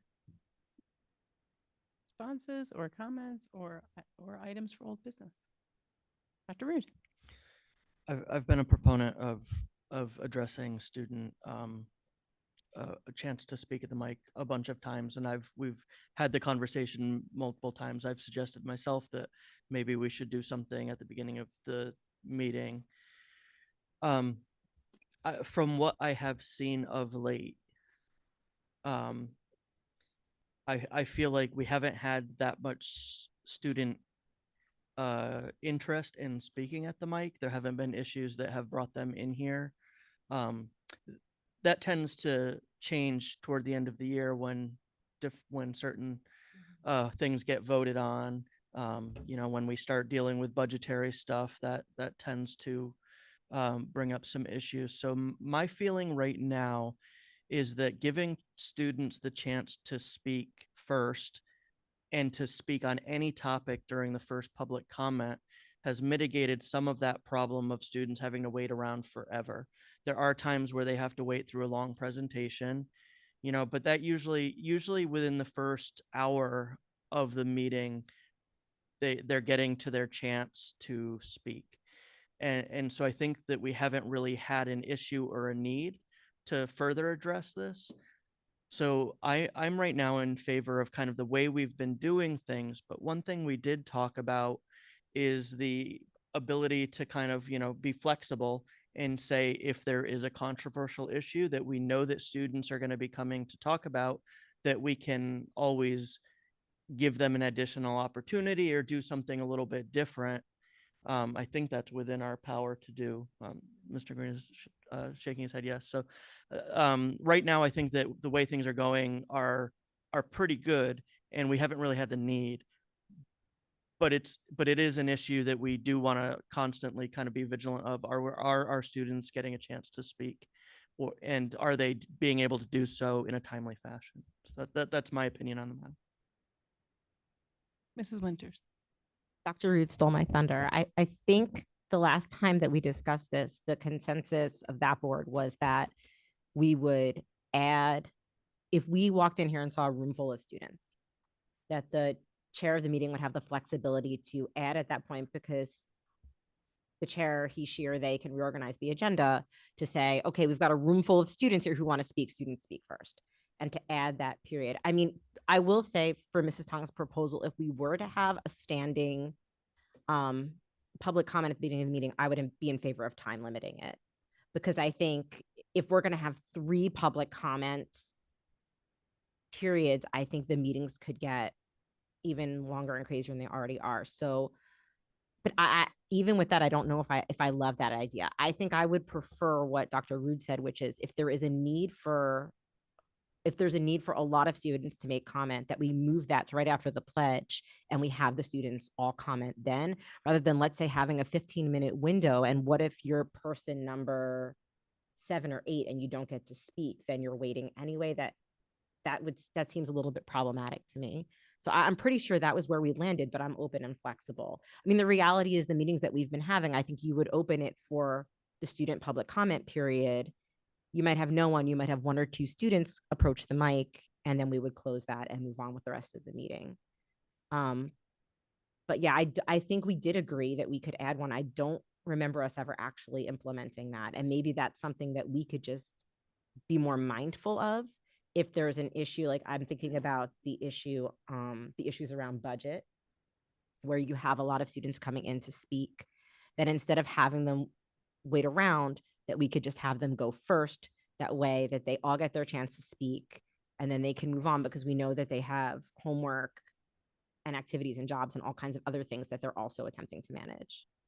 Just a point of institutional knowledge. Mrs. Tong, you were on the board when this happened. We didn't used to offer students the chance to speak during first public comment on any related topic. That was a change we made specifically along those lines. And yes, Mrs. Winters, you are accurately remembering that we did say that in any given meeting, when we did have a lot of students, we certainly could pivot and the chair could offer that opportunity in that specific meeting for that reason. So I just wanted to add that, and then I'll come back to a comment, but Mrs. Gallagher, your hand was up, so I want to make Goody first. Well, I'm just curious, like we're talking about students commenting and we have students who could comment. I'm curious what, like, do you feel like you're hearing, like, I'm just, how often, like, I'm just curious if, like, as a student, is this something that you see the need for? Like, do students talk about commenting at board meetings? I mean, obviously when there's things that happen, that makes sense, but like on just a daily basis, I would just be curious to hear your opinion. Do any of our students want to respond to that? Jenna? On a regular basis, no. But when there's certain situations that raise concern, we do rally together to come to these meetings. And in a specific situation, I found myself, it was a bunch of track athletes came to a meeting I think it was like last year, and we were waiting a long time. And a lot of people had places to be and had to get home to do homework or practice. So a lot of people couldn't stay that long. So I think in the cases where there's big numbers, there should be a time at the beginning of the meeting, because there is other, things like homework and outside activities. It's helpful. Oh. In my experience, I don't think a lot of students don't even widely know that it's an option to come here and like say what kind of issues they're having. So for me, like I wasn't really aware of that until like last year, that you could even come here and say, even as a student. And like my parents, because always working, they never really came to board meetings. They weren't really aware of that. So I never knew that was a thing. So by now I do believe that some students, especially like SGA students or students who have parents who are involved, they're more aware and they're more likely to come. And of course, like when there's controversial issues going on, there's students who would want to come. So yeah, I agree that for those special cases, we should let them go first and not like make them wait for a long time. Marilyn, you want to add to that? Sorry. I agree. I've actually had a few students come up to me recently, here and there, and ask me when the meetings start and like if they're able to join online. And I think our online joining option is definitely a feature that students use a lot, because we're like very well versed with, like, we did school online for a few years personally. So I've had some friends like comment that they like will just join online, and I'll just like message them like, hey, now's the time, because it is a lot to wait through, and it can be like, I don't even know what they're talking about, especially if you're like joining in and you're like, what? They're just saying a bunch of numbers. But I think that if we do notice that there's a heightened issue, because usually students are only coming to talk or talking online when there is like a controversial issue, like you said. But I think that those should be times when we like really prioritize getting quickly to the first public comment when students can speak, or if students come late, even just like notifying them that they're not like in the wrong place or they didn't miss something, that there still is a second public comment to come. Because like you said, like many students, either they don't know this is an option or they're confused with the protocol of it all, and seeing like a board notes online might not be the best, like easiest way for them to understand. So even just letting them know in the moment, like we will have a second public comment later to speak. If you see like a large group of students come in after first public comment, I think that could be beneficial. Jenna, did you want to add a little bit more? Yeah, I agree. I think we don't promote enough that students can come here and, speak about issues they care about. I didn't know this was a thing until I, interviewed to be a board rep. And I like to think I'm very, involved in the community. So I think promoting it to high school students, like, listen, you guys can come here, speak your mind. I think that would be a really pivotal step in amplifying student voice more than we already have. And I think, a lot more students will show up. And so, yeah. So hopefully middle schoolers, because now we have a required civics curriculum at our middle school level, which did not exist when y'all were in middle school. And anyway, y'all were in middle school during COVID. So hopefully those students are a little more aware of open public meetings, right? Like we read at the beginning of every meeting, Open Public Meetings Act. So hopefully they'll learn a little bit more, but it's great. I just want to say it's fantastic that y'all like promote that to your fellow students and you're the conduit, right? You're providing the education, the information. And I certainly think that it sounds like, very strong interest from us in terms of being able to pivot. And as Mrs. Winter says, it's actually at the pleasure of the chair to make that decision. And I think certainly I would support that. So if it happens while I'm here for the next few months, I'm more than happy. I'm committed to doing that. Whether or not we make a full change, we'll see. But, certainly happy to it's a very easy thing, a very easy ask. I will say, I was actually remember being really upset when we had a student who waited in a long line to speak at second public comment. And I think I said 3 times that night, I kept saying it. If you're a student, please approach the podium. If you're a student online, you put an S after your name. And like, I'm gonna be really honest with you. Like I looked out into the public, and 3/4 of people were on their phones. And one of the people who commented came up to the microphone and said, "You made students wait and didn't give them the opportunity." And I was like, I don't know why you didn't hear the 3 or 4 or 5 times that it was announced, but you didn't. And maybe the student didn't. Sometimes students are uncomfortable coming to the front. They don't want to be the center of attention. So that's also something I think we maybe I would lean into you to kind of help us problem solve that a little bit, because, if they're here and they want to comment, I want them to be comfortable, right? Like I want them to feel like they understand that they're the priority. You guys are the priority. So just like some thoughts from my seat, just sharing that back to you guys as we all talk this through. So anyway, Mrs. Tremaine.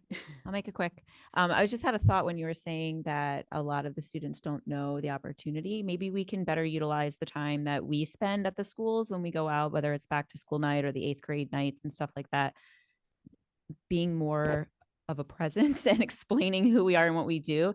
I say there's many people that walk by and are like, "Hi, who are you?" And I'm like, "Hi, Renee, Board of Ed." And they're like, "Okay." So maybe like, so maybe spending the time that we are there for those of us maybe that are newer or whatever, like if there's a very standard presentation or something that we say that people know. And like at the 8th grade night, there was a lot of students there and they did a great job presenting what's going to happen in high school. But you're saying that a lot of these students don't know that this is an opportunity. Maybe we can utilize some of those spaces to just explain that students are encouraged to have a voice and things like that. Mrs. Winters. Just 2 other thoughts. We had gotten to the habit, I guess, about a year ago of going to PTA meetings. And I feel like that's a much more informal and less intimidating setting than this to have. And at a PTA meeting, you can have more of a back and forth conversation. So maybe to throw that out there again as a way to connect with families, including students in their schools, which might be an easier setting to access a board member and have a conversation. So that was just one thought, because I'm thinking of my own daughter. There is no way that she would get up on that mic. That's just not where she is right now. But then how could she talk to us? So I feel like a lot of the times, like I remember even when we had the preschool town hall, we decided to have it at the Malberg building because I felt like that would be more accessible for preschool families to come into their school where they were comfortable, and we went to meet them where they are. So maybe just to open that invitation again, that if any PTAs are interested in having a board member or two come and attend a PTA meeting, and maybe that's an easier way to connect with students and families that's not so intimidating. And the other thing is to just say that there are other ways to talk to us besides coming to the podium. My kids tell me that email is for old people, and I believe it. But that is a way, if students are unable to attend a board meeting because they have conflicts, they have other things going on, they're busy, they're working, they can't wait around all night, they're anxious about getting up on the mic, students can always email us. And even though individual board members cannot respond, the board president responds on behalf of the board or directs the email to the appropriate person to respond. So I just wanted to throw that out there as another option to our board reps as you go back to East and West to talk to people, because as you go through your year, people will realize your position and they'll come up to you with a thought, a question, a concern, or an idea. And if they're unable to come to the meetings, that's another choice you could give them, that they can always email us. We all have CHCLC accounts, and we do love hearing from students. I mean, I think if there's anything I want to say about this, it's that it makes my heart happy when students are here, because that's why we're here.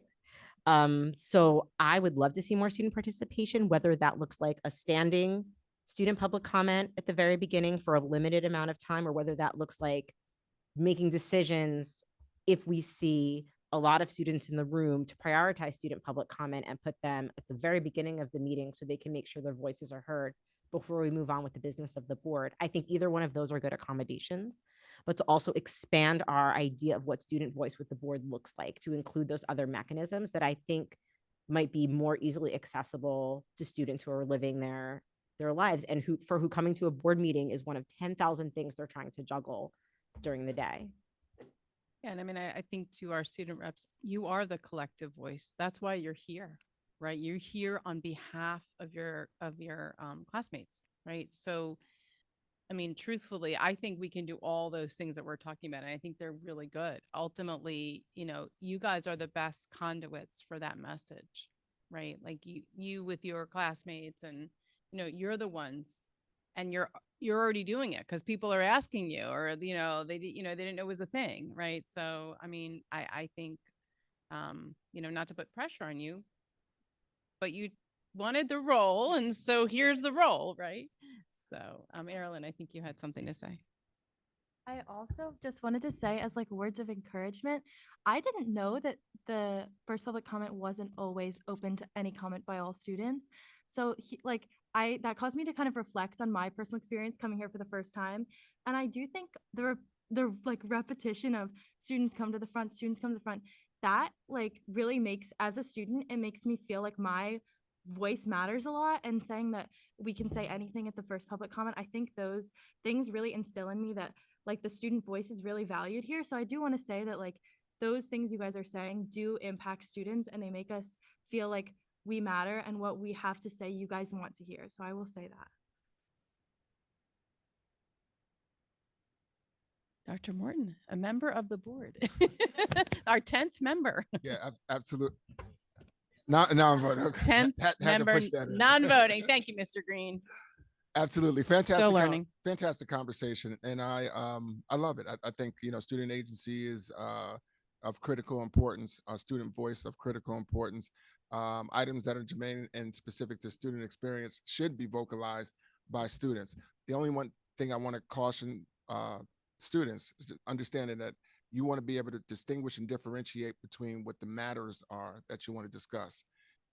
Matters that relate to the day-to-day operations and experiences that you have, maybe your schedule, a decision to alter homeroom and lunch. Those are things that fall under the purview of the administration. So those would be things that you discuss directly with your building principal. You can discuss it with one of the directors. You can discuss it with myself as well. You can let the board know, but that's not necessarily the board's role to schedule lunch and homeroom and things like that. So, but great conversation. Great conversation. I love it.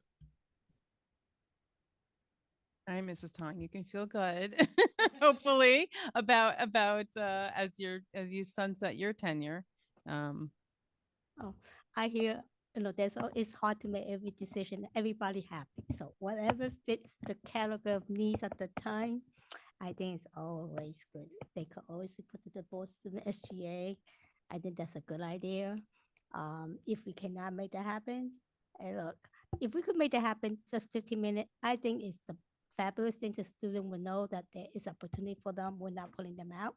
And we also set the time so that the presentation can go on without worrying about when do I start, where do I go.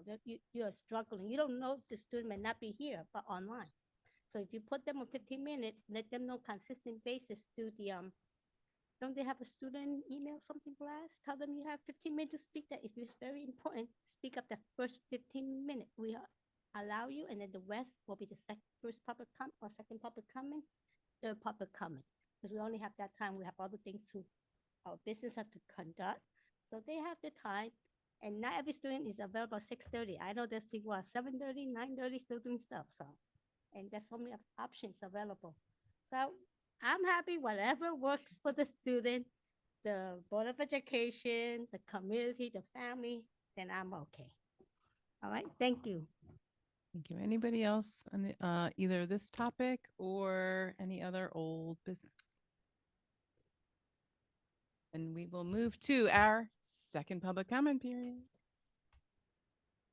Couldn't help myself get a little excited about it. Okay, this is our second public comment period where we, members of the community and the public, have an opportunity to comment on any matter relevant to the operations of the Cherry Hill Board of Education and School District, Operations School District and the Cherry Hill Board of Education. If you would like to speak now, we will absolutely start with students first. If there are any students who want to comment, if you're in the room or if you're online, we will absolutely start with you first. If you're online, please put an S after your name so that we know that you are a student and we will call on you first.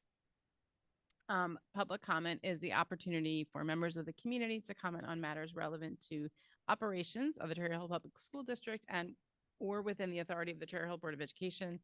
The board welcomes diverse opinions on relevant matters under established federal law governing reasonable restrictions on speech in public forums. Statements which demean individual community members or groups or which are irrelevant to the operations of the school district or are repetitious will not be permitted. Community members who would like to present information not relevant to the school district are always welcome to communicate directly to the district superintendent, board president, and all board members via old people's email or other alternative means. Sorry. Just had to say it. If you would like to speak now, please approach the podium. Please state your full name, your municipality, and we will alternate between people who are here in the room and those who are online. You will have 3 minutes to speak, and the timer behind me will indicate your time. So we start in the room. Whoever would like to speak, please approach the podium. Looks like there's somebody standing. So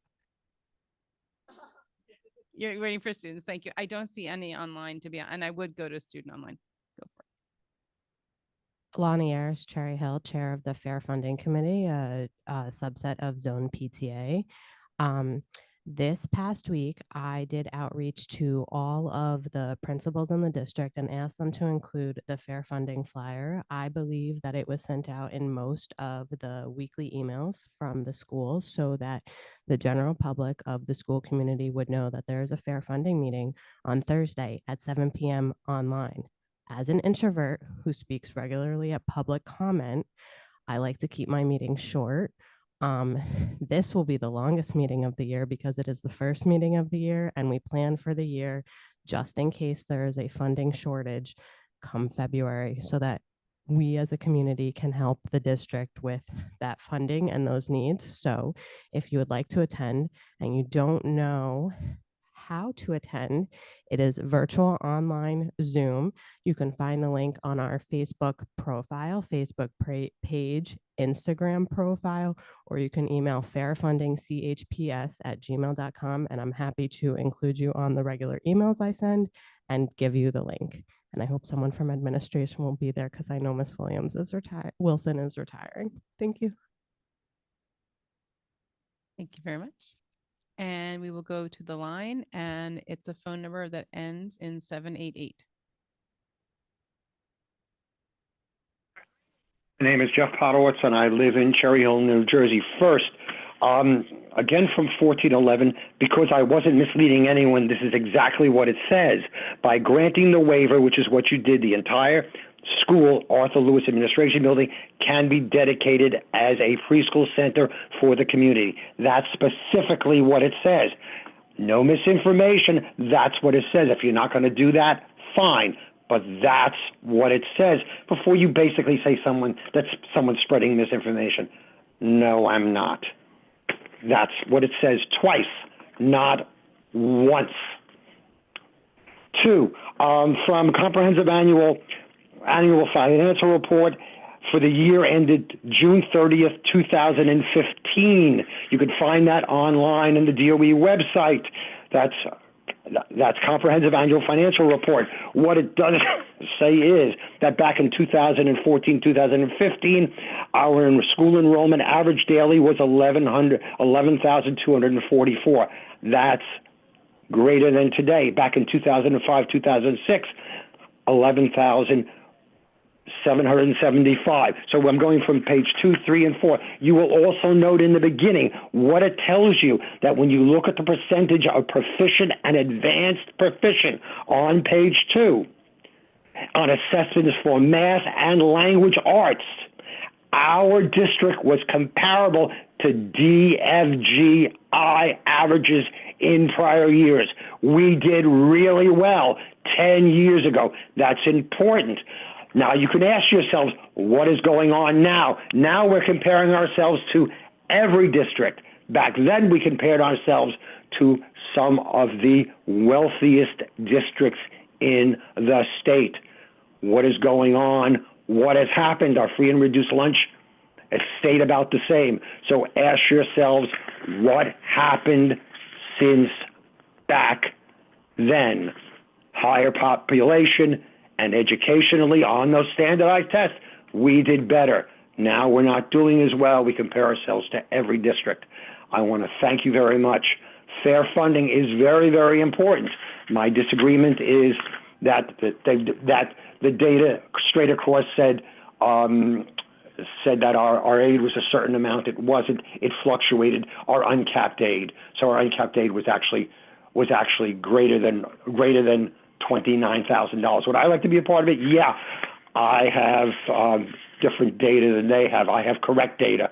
So yeah, I can tell you some. Like I said, I'm a person that knew that we're getting our aid cut, and we will continue to get our aid cut probably. And I know that we need to focus on aid to special education. That aid, categorical special aid. That's it. Move back to the room. And to the next person who would like to speak, approach the podium. Again, if there's any students, just want to shout out to the students. No students? Okay. Good afternoon, everyone. First of all, Harvey Vasquez, Cherry Hill. I want to make clear, though, I'm a Board of Education candidate. I am speaking as a special education parent advocate today.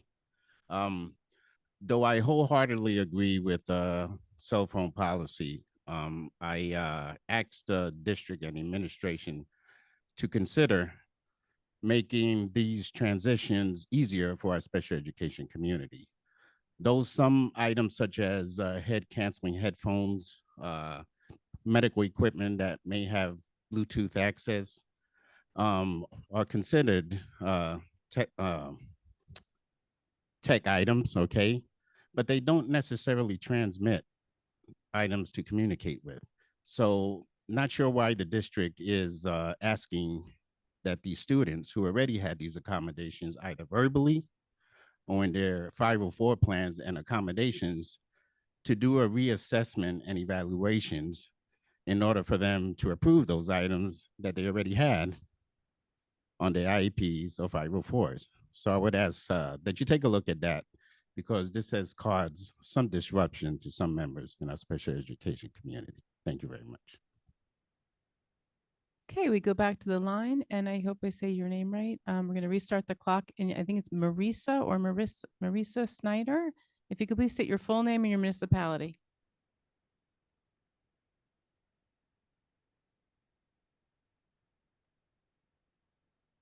Marisa, if you could please unmute.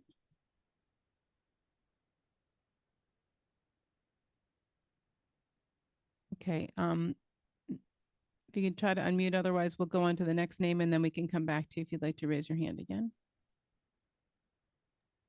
Okay, so we now will go on to, if we could restart the clock, please, the timer, please, and we're going to go to Elizabeth Foster. Please state your full name and your municipality. Elizabeth Foster, Cherry Hill, New Jersey resident. I'm bringing my concern in regards to my son's fourth grade class at Bret Hart. The teacher that was assigned was Mrs. Wilson, and it has been noticed that she is on leave of absence until December or January. There is great concern about the qualifications of the staffing, the teaching staff in this classroom. As a parent, alumni, and community member, the ineffective and unstable teaching presence is causing limited ability to effectively communicate with the staff as a parent. The unstructured and non-productive learning environment and the delay in education for my student has raised great concern. My son is new to the district as a transfer student, needing resources for a 504 and IEP evaluation. There is history that my son is struggling with benchmarks for the grade level education. And also my son has been unable to be evaluated for the necessary resources because the current teaching staff is lacking the accessibility to the curriculum materials and the district programs. The district is failing this class while other fourth grade classes at Bret Hart are flourishing in the new curriculum. I am asking the board to reevaluate for a qualified long-term sub or to allow this class to utilize Google Classroom to stream academic lessons from the other fourth grade teachers that have the ability to fulfill the necessary evaluations and follow the district curriculum to improve the academic success for my student.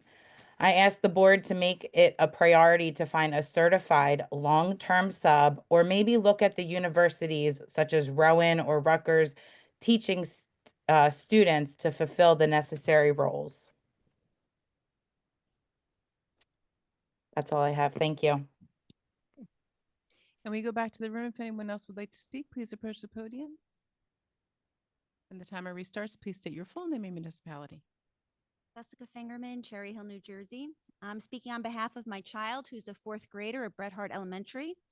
Her teacher of record is on a leave of absence until at least January, and my child has had a day-to-day sub through ESS, who is mistakenly being referred to sometimes as a long-term sub. Neither the sub who was removed from my child's class last week, nor the sub that she has now have the qualifications to teach a class, and they are not long-term subs. It's not good enough, and it's inequitable, as the caller before mentioned, that the other two classes, they're doing well, they're moving forward with curricula, and our students are being left behind. In addition, the new curriculum that the board approved, it can't be taught with fidelity, right? Because the person doesn't have the requisite training to be a teacher, much less to be a teacher of this curriculum. Our kids are going to be miles behind. I'm also concerned about IEPs and 504 implementation and the risk exposure that leaves to the district. I would like the district to consider the following solutions. 1, commit to regular communication. Right now, we cannot communicate with this sub. They are not a district employee. They do not have a district email. They cannot view IEPs, 504 plans, health plans, etc. We found out that our first sub was leaving when she sent us a remind text, and that was a message that she sent, and we did not receive communication from the school or district until the following business day. The district coaches could, option number 2, the district coaches who have been popping into the classroom and supporting the class, I would ask that they, at least one of them, be reassigned to teach the class. Okay? You can't support a person who doesn't have the fundamental knowledge of how to be an educator, right? A day-to-day sub only requires 60 credits and a clean criminal record. The 60 credits does not have to be in education. I would like HR to call retirees and offer them appropriate compensation to help our children on an emergency basis, right? That's the third option. If parents are willing, this is a possible fourth option, to allow our children to be transferred to another school where there is room in a fourth grade class. Fifth option, to evaluate whether a section of fourth grade is somewhere in the district can be combined to free up a teacher, and that would be a forced transfer, unfortunately. One of the specialists in the school, perhaps, this is a fifth option, or sixth option, I should say, one of the specialists in the school with the appropriate certification, because I know that a lot of our educators are doubly and triply certified, could take over as an emergency measure. Number 7, increase in recruiting. As the previous caller mentioned, where are we calling? Are we reaching out Thank to you. Rowan? If you, please feel free to email if you have further comments. Thank you. You know I would. Fair. Okay, we go to the line, and the name on the line is Leah Silberman. When the timer goes up, please state your full name and municipality. Can you hear me? Yes. Okay. Leah Silberman, Cherry Hill. I have a current fourth grader at Thomas Paine Elementary, and I would like to address a concern regarding the class sizes, specifically for fourth and fifth grades within our district. I'm aware that the cap sizes for kindergarten through third is 22 students and 26 students once they go into fourth and fifth. I believe that the fourth and fifth grade should also be a cap of 22 students because 26 students is just way too many kids. This is a significant problem that needs immediate attention and creative problem solving. The school year has just begun, and already the current fourth graders at my daughter's school are feeling the disadvantages of a maxed out class of 26 students. Her grade is very boy heavy and full of behavior problems. Time is spent more on managing behaviors than teaching. The noise and chaos with such a large class is distracting and causing a lack of focus and concentration. You don't have to look far to find research and facts. Smaller class sizes have many advantages. Individualized attention, tailored instruction, a higher level of class participation, and improved behavior outcomes are just a few. It also fosters a more supportive and engaging learning environment, which is crucial for academic and personal development, especially in grades where foundational skills are being solidified and where personalized attention can make a significant difference. Since redistricting plans are underway for the elementary schools, I feel that addressing this concern is well-timed and an excellent opportunity to make a class size policy revision. Lowering the cap to 22 students in fourth and fifth grades would make a valuable impact on our students and our teachers equally. These large class sizes have made it debilitating on the teachers. How can a teacher effectively alter instruction to support all of the different learning styles with 26 kids? How can a teacher possibly build meaningful relationships with 26 students in a chaotic environment? Even the most seasoned teachers are struggling. They receive minimal support in the classroom because educational assistants are spread thin between the entire grade. There are reasons for the current educator shortage. The demands and expectations when teaching a large class is definitely a factor of teacher burnout. We cannot risk losing our dedicated teachers. Considering the need to ensure that every student and teacher have the opportunity to succeed, I urge the board to prioritize this matter. Thank you. Okay, we come back to the room. If anyone would like to speak, please approach the podium. When the timer goes up, please state your full name and municipality. Onome Pella Amore, Cherry Hill, New Jersey. So I didn't plan on speaking today because I've been so angry and refused to attend the meeting in anger. But I will say that I'm very frustrated and incredibly disappointed in everything that's transpired in the last 3 weeks. Every August, parents and students wait in anticipation to see who their teacher will be for the year. This year was no different, but for one class at Bret Harte, parents were told at the last minute that we'd have a sub until January. That's half of the school year. And that sub would be identified in the coming weeks. So when we are identified, we didn't even know the sub's name. My husband and I chose to remain in Cherry Hill specifically because of the school system. As an educator, especially in New Jersey, I know that the teacher pipeline has been a challenge across the state. But I also imagine that living in Cherry Hill, the mishaps, lack of communication, and plain disregard of our children's education would never be a problem. Board Ms. Winters, you mentioned the excitement you felt about your second grader having knowing about the excitement you felt about what your second grader was learning. That's not happening for almost 25 fourth graders at Bret Harte Elementary. The first sub, disorganized, really set up to fail by the district, especially if because she was sent there to be a long-term solution. She had no resources. The lack of engagement and communication from school leadership is disheartening and disappointing. We now have another sub, as my parent partner Jessica mentioned, how we were notified about it. This second sub is a daily sub with no qualifications to teach this grade, other than he has met the requirements to be a sub. My son needs consistency of learning. He's not getting that. He's not getting that, and there seems to be no plan in place to rectify the situation. Solutions and communications right now are slim to none and appear to be reactive and based on the multiple gripes of parents. Equitable learning, as you mentioned, Board President, is not happening for all our kids in this fourth grade classroom.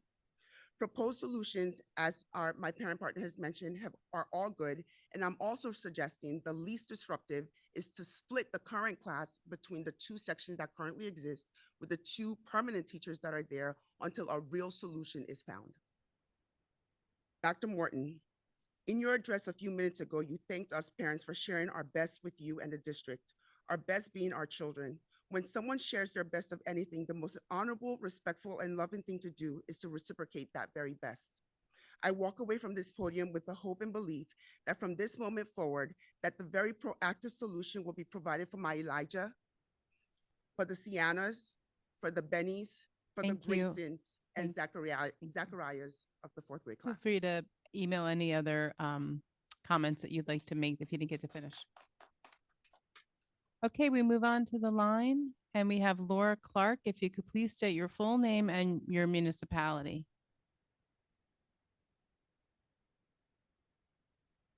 Okay, looks like we no longer have that person. So now we go back to Mrs.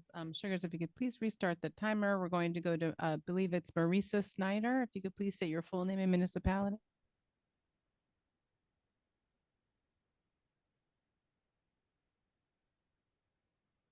If you could please unmute Miss, I don't know if it's Miss Snyder or your hand is up next and you're still muted.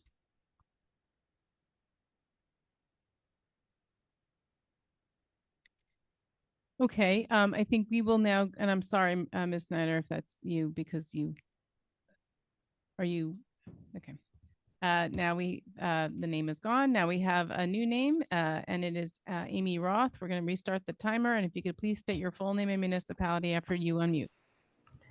Hi, my name is Amy Roth. I am a member of the Bret Harte community. I also have a child in Mrs. Wilson's fourth grade class at Bret Harte. I share the concerns that the parents before me have spoken about. We are looking for an increase in communication. We are looking for the educator who's in our room to be certified. We are looking for them to have access to the curriculum to be able to properly teach our children. And we are looking for increased levels of communication so that we understand what the expectations that they're supposed to be learning. We understand what homework they're supposed to have. Because right now there is confusion in the classroom and the children are falling behind. We seem to have different curriculum that is being taught by other classes. We have a science test when other classes aren't having those similar tests. We've had different homework than the other classes, and I want to make sure that our children are not falling behind. We are looking for the district to find a long-term solution as quickly as possible. And in the interim, until there is a long-term solution, we are looking for a commitment to have certified teachers come in to be able to teach the core curriculum of math and English, whether that's specialists, whether that's other teachers within the school, or whether a certified teacher from within the district can be brought in temporarily while the district finds a long-term solution. We are looking for an option that's going to better the situation of these children. We want to make sure that we are supporting them, and we are looking for your help in supporting these children. I share the concerns that have been shared before from the other parents, and we are looking to partner with the school district and find the best solution to better serve these children. Thank you. Okay, we go back to the room. If there's anyone who'd like to speak, please approach the podium. And please state your full name and your municipality. Rick Short, Cherry Hill. Dr. Morton, your statements about my numbers being misinformation is incorrect, sir. We all make mistakes. In August, you wrote a email about the promotion of Ms. Staffen, and you called yourself an acting superintendent when you were superintendent. So what I propose to do is I'll come back with the chart, but just let me give you the initial numbers because they're right exactly from the Mr. Short, that's repetitive. If you want to pivot to a different topic, look, please feel free. But it's you know just what? repetitive. No, it's not repetitive because I won't go into detail because I don't want to be called misinformation, Ms. Stern. I don't want to be called Are misinformation. you providing Please stop different them. details? I'm providing different details. Yes, exact details. And again, you interrupt me. Okay, back to the thing. In January 1st or January 6th, 2021, there was a story in the Sun about the journey of how great restorative justice is going. And that idea came from Student Voice because we listen to Student Voice and sometimes students don't know anything and we're really supposed to be teaching students. So the 2022-23 numbers are 170 exactly alleged HIBs. Now, if you can compare that to 2018 numbers of 94, that is an 81% increase in alleged HIBs. That means there was more, yes, can't deny it. There was more violence and more wasted time by administrators and by teachers and then by school board members. I mean, you're involving approximately 1,292 different people every time these things go up. So restorative justice is not working, ladies and gentlemen. It's causing more violence. And you're trying to twist my numbers and you're trying to discredit me. And it's right here. It's on at 24 minutes on December 19th. It's right there. The numbers are there. So if you take 90 and 90, if you have 90 and you get an extra 90, that's 100%. So yes, Dr. Morton, you are wrong, flat out wrong. But I will be back again with the whole thing. So let's move into what I want to get to talking a little bit about Bettina Love. I've asked you this 3 times now. Bettina Love, she's working with the district. In her one statement, she says, our comrades on the inside. And please read the sign here. Because why are we working with her? Why are we working with her? And we go to the line. The next name on the line is Debbie. If you could please state your full name and your municipality when the timer restarts. Hi, Debbie Donzelli Dolch, Cherry Hill, New Jersey. Thank you for giving me the time to speak tonight. I'm speaking on my son's behalf. He is also in Miss Wilson's 4th grade class at Bret Hart. As you know, she's out on maternity leave and we still do not have a certified teacher in the class. We were led to believe that the first sub hired was going to be filling it as a long-term sub. Well, last week she was abruptly let go and replaced with 2 substitutes and no plans on what is going to happen next. These subs are not qualified teachers that can nor should be responsible for teaching a curriculum or making modifications for students' needs. Even though they were shown the students' IEPs and 504s and are given daily lesson plans, my son's 504 modifications are not being met and his learning is at a minimum. You cannot expect 504 accommodations to be implemented by an untrained, inexperienced substitute teacher. Behavioral issues have also developed in the classroom. My son had to sit in the hall to complete his work because the class was too loud. No schoolwork has been returned this year. We have no idea what material is being covered in school and what my son may need extra help in. Who's evaluating these kids? My son is constantly confused on what the homework is and what he is doing and why he's doing things in class. The reading or math specialist might come in to teach a lesson, but nobody knows how often or if they're going to return. We don't know if they stay and help the kids one-on-one Do they make 504 accommodations? Small reading and writing groups were where my son made the most progress. How can creating and implementing these groups be possible without a real teacher? I have no teacher to reach out to discuss these concerns. We have no email and no lead teacher. No communication has been made about the student schedule, about when or how the student schedule will be modified to ensure proper teaching. One can only assume that nothing is being done to address these immediate needs. Are you being aggressive in finding a certified teacher to cover the class? Have you reviewed all the certified teachers in the district to see if there's a way to shift teachers around with minimum impact on other students? Did you reach out to the retired teachers in the district to see if they could come back for a few months, offering them a salary that indicates their value? Have you considered rotating the other fourth grade teachers into Miss Wilson's room? I want my child to have a constant teacher. I don't want to impact other students' education, but more substitutes in the room is not helping. Please don't settle on any resume. After a rough start, these kids deserve someone that is up to the high standards of Cherry Hill. Thank you. If you'd like to provide any more comments, please feel free to email. And we go back to the room. If anyone would like to speak, please approach the podium. The timer goes up. Please state your full name and municipality. Good evening, David Berkovich, Cherry Hill.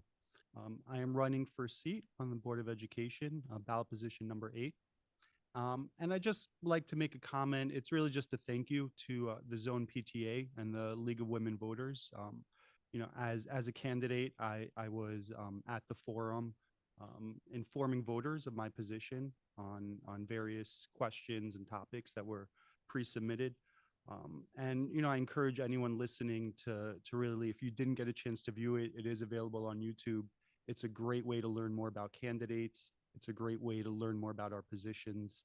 And I am actually pleased with all the candidates. I don't think our township can go wrong this election cycle, but I do ask for anyone's vote who's listening. And thank everyone for your time. Okay, we go to the line and the name is Laura Clark. If you could please state your full name and municipality as soon as the timer. Yeah, go ahead. Hi, good evening. My name is Laura Clark. I am a Cherry Hill resident and my son is a second grader at Stockton Elementary.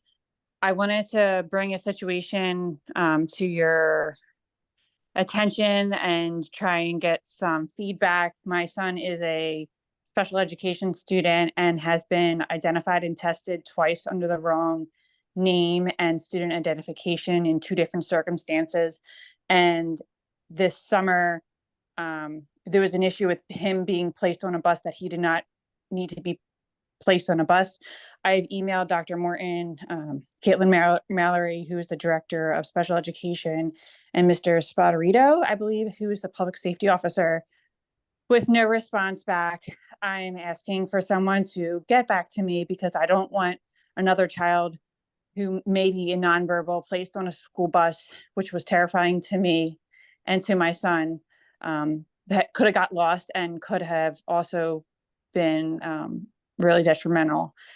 I did see the new policy for wireless communication, and I thought that an Apple Watch would be a great way for him to communicate with me because he does travel an hour on the school bus to and from each way. And I also wanted to keep my daughter with him. However, due to open enrollment, there was no open spots available.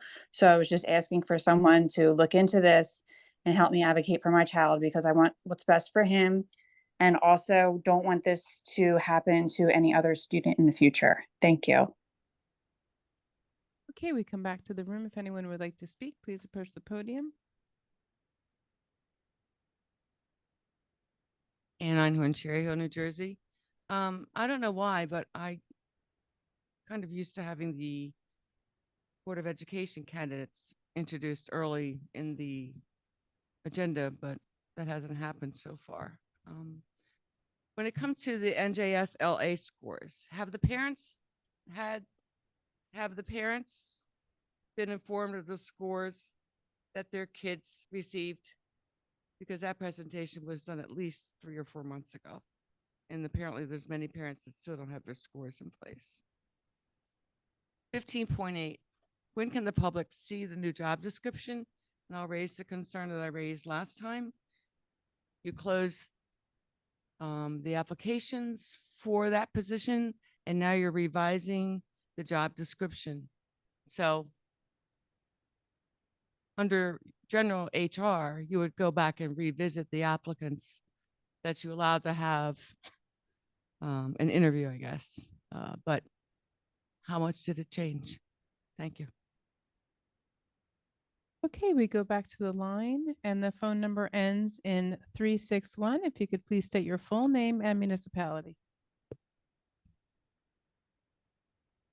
Hi, we'll try this again. My apologies from before. My name is Marissa Snyder, and my daughter is in Mrs. Wilson's 4th grade class at Bret Hart.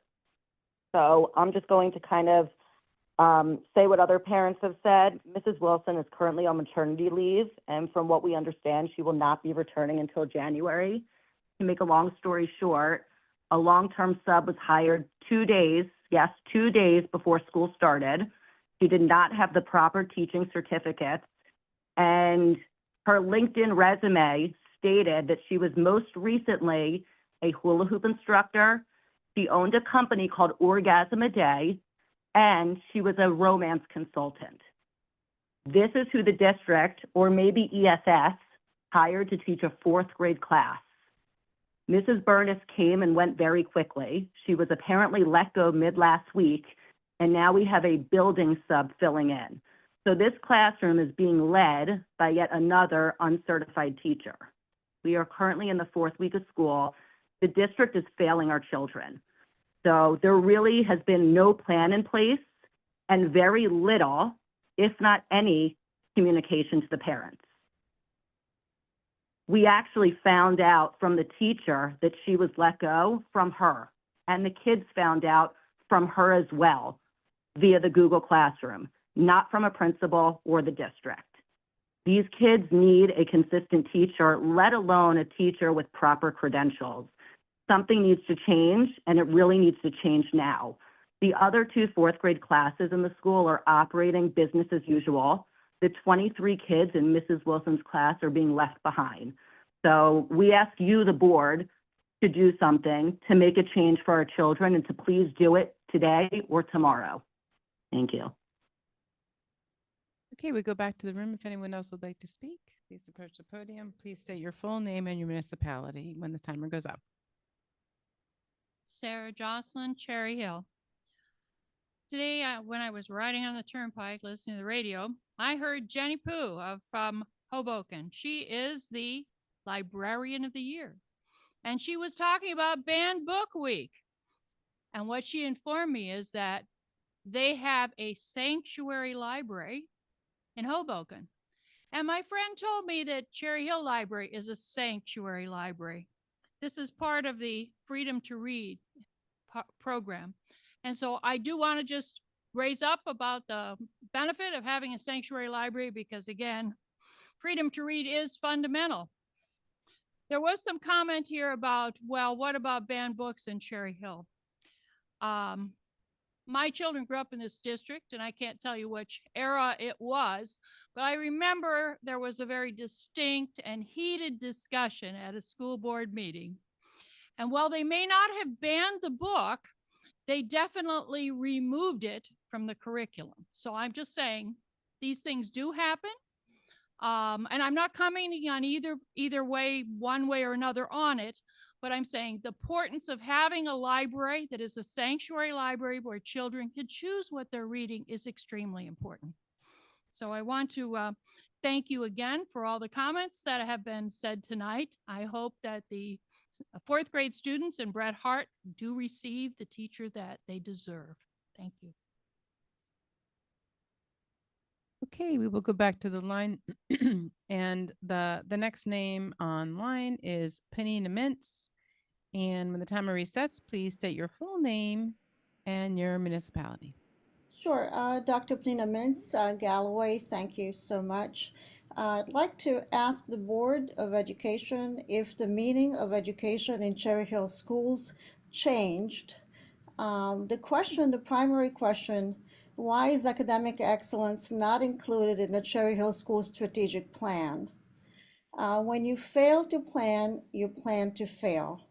As we know, 41% of students in Cherry Hill school districts are not proficient in reading, while 56% of students are not proficient in math. That's inexcusable. The cost per student in Cherry Hill schools is in excess of $21,000 per year per student. It's about $9,000 higher than the national cost per student of $12,000 across the country. So the question is, how did we get here? Why are we paying so much more money and getting so much less?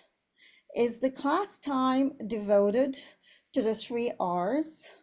Or is the class time devoted mostly on all types of cultural proficiencies, restorative justice, SEL, DEI, anti-bullying, and climate change and student voice? Who is attending Cherry Hill schools? Are the schools primarily serving Cherry Hill residents' children, or children are being served from other towns, from other countries, and so on? How are taxpayers' dollars being spent? Is the public informed how every single dollar being spent? It's very hard to find that information. Who controls the school? Is it the Board of Education? Is it the taxpayers and parents? Or is it the Department of Education, the Teachers Association, universities, hospitals, consultants, etc.? And the question of safety. Who is safe in the privacy in Cherry Hill Schools girls' bathrooms? Is it the girls? Do you really protect girls' privacy in the bathrooms? Who is disciplined in Cherry Hill schools? Is it the offender or is it the victim? And so on and so on. There's so many questions that we have, and we are not getting any answer week after week after week. It is time for the Board of Education to hold the schools accountable and to represent the public and the taxpayers. Thank you. Go back to the room. If anyone would like to speak, please approach the podium. No one's at the podium. I'll go back to the line.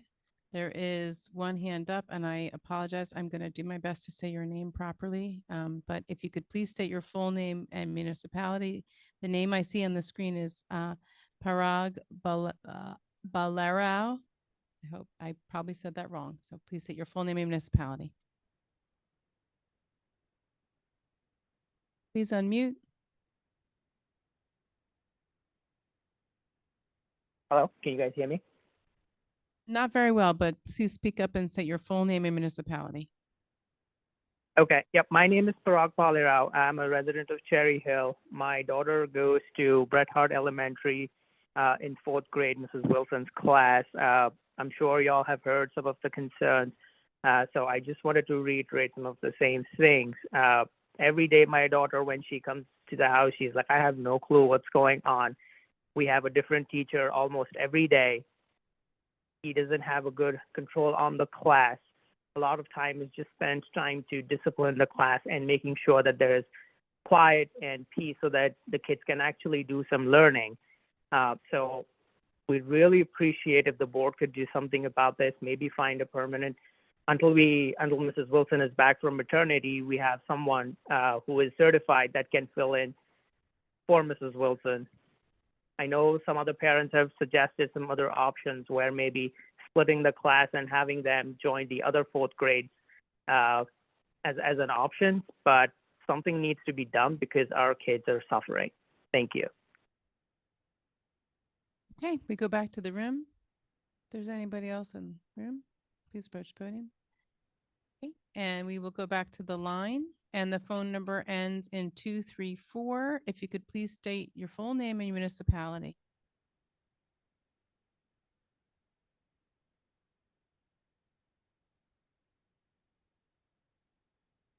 we cannot hear you. If you are there, please state your full name and municipality. Your phone number ends in 234.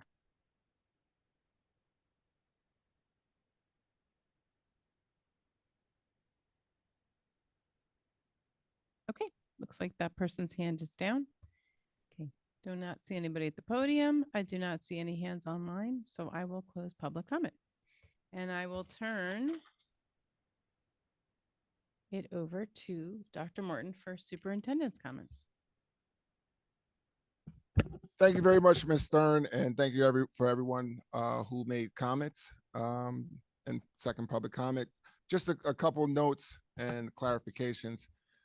So wireless communications policy. So obviously there's an exemptions provision that's listed within the policy. Students who have an IEP 504 or health concern actually are able to obtain an exemption to that policy so that they're able to utilize a wireless communication device. For students who did not have an accommodation listed in their IEP, there had to be a process that we put into place to ensure that we had the accommodation added to the IEP.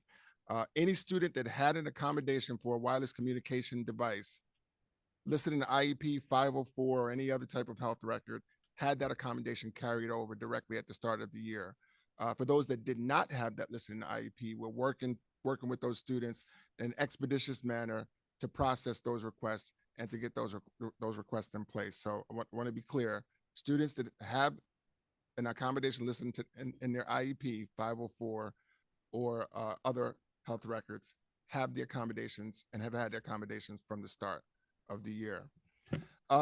For all those from Mrs. Wilson's class and Brett Hart, I feel you. I hear you. I hear you loud and clear. Loud and clear. I can tell you, just to give you some more insight into the situation. We learned that Mrs. Wilson, well, actually we processed Mrs. Wilson's leave of absence in late June.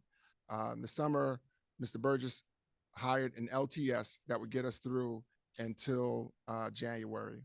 Unfortunately, plans change and things change for individuals, and the LTS that we had hired for the classroom, vetted and hired, backed out of the contract. So it put us in a difficult position where without much time, we had to identify an individual to cover that class. We work with ESS, and we were able to identify an individual through ESS. As has been stated here, ESS has vetting protocols that we rely upon for individuals who come to us. When situations are brought to our attention that are questionable and that are of concern, we take the matter very seriously. I take the matter very seriously. And quite frankly, I heard from a number of parents and addressed the situation according to how I thought it should be addressed. Nonetheless, that brings us to where we are now. So there's a building sub that has been assigned to the building, that's been with the building from the beginning of the year, and that individual was sent to cover the class. To mitigate, any or offset any negative concerns, we have had the literacy teacher coach go into the room to support and co-teach, and we've had the math coach go into the room to co-teach as well. We're currently in the process of interviewing for the role. There were interviews that were conducted today. Mr. Guy himself, who's with us, conducted those interviews along with Mr. Burgess as well. We have posted the position in a number of different places: NJ School Jobs, LinkedIn, Handshake, on the district's website. We're working directly with colleges and universities to do exactly as you said, to get the position filled. We recognize the concern. I make no excuses for what's occurring, and I can just tell you that we're working in earnest to get the classroom filled and covered as quickly as possible. But thank you to everyone for your comments, and again, I'm with you. I understand the concern. There's a comment. Ms. Ernie, Laura Ernie, made a comment in reference to a transportation concern. Mrs. Clark, I'm unaware of that transportation concern. I have not received that email. I am aware of the last email from August that was corresponded with Miss Mallory. I did respond to others on behalf who reached out on behalf of Ms. Clark, but we can follow up if there are additional concerns. Feel free to reach out to myself, Ms. Mallory as well, and we will be in touch. I think I'm going to end right there. Thank you. Thank you, Dr. Martin. I actually have a follow-up question. If you could please clarify regarding the situation with the fourth grade at Red Heart. It sounds like obviously there are a lot of concerns, which I think you addressed, very specifically regarding the actual teacher. There's also who is teaching the children or what they're learning or struggling to learn. There's also a great concern about communication. Can you just address that, please, in terms of, where you see that going forward? Yes, absolutely. So communication of a great magnitude obviously requires additional oversight. There was communication that did come out in reference to the classroom itself and the placement of a teacher. We intentionally sent that out at a certain time point after all the information had been communicated internally within the building. Mr. Burgess had a personal situation that had occurred within his own life. I can't get into great detail about that, which impacted his ability to be able to communicate directly with families during the week. But I can say, for moving forward, it is our commitment, it's our responsibility, and it's our goal to make sure that, communication is as transparent as it can be, and it will be, in moving forward. Thank you, Dr. Martin. I think we talk a lot about how hard it is sometimes, obviously communication, but also specifically how hard it is sometimes when we have a specific person whose job it is to do a certain deliver and something may interfere with that. So, I think we're always trying to improve that as well. So make sure that it's, we have backup systems, I guess. And that's something that I know we're always working on. Yeah, and then there's confidentiality, obviously, as it relates to personnel issues, which compound the ability to communicate with great specifics as well. But no excuses at all. Appreciate all your very forthcoming information and answering specifically, because obviously we're here for the students and so are you. So we're all here for the students. So thank you. All right, I make a motion to adjourn. Do I have a second? Dr. Rude, all in favor? And motion carries. Meeting is adjourned.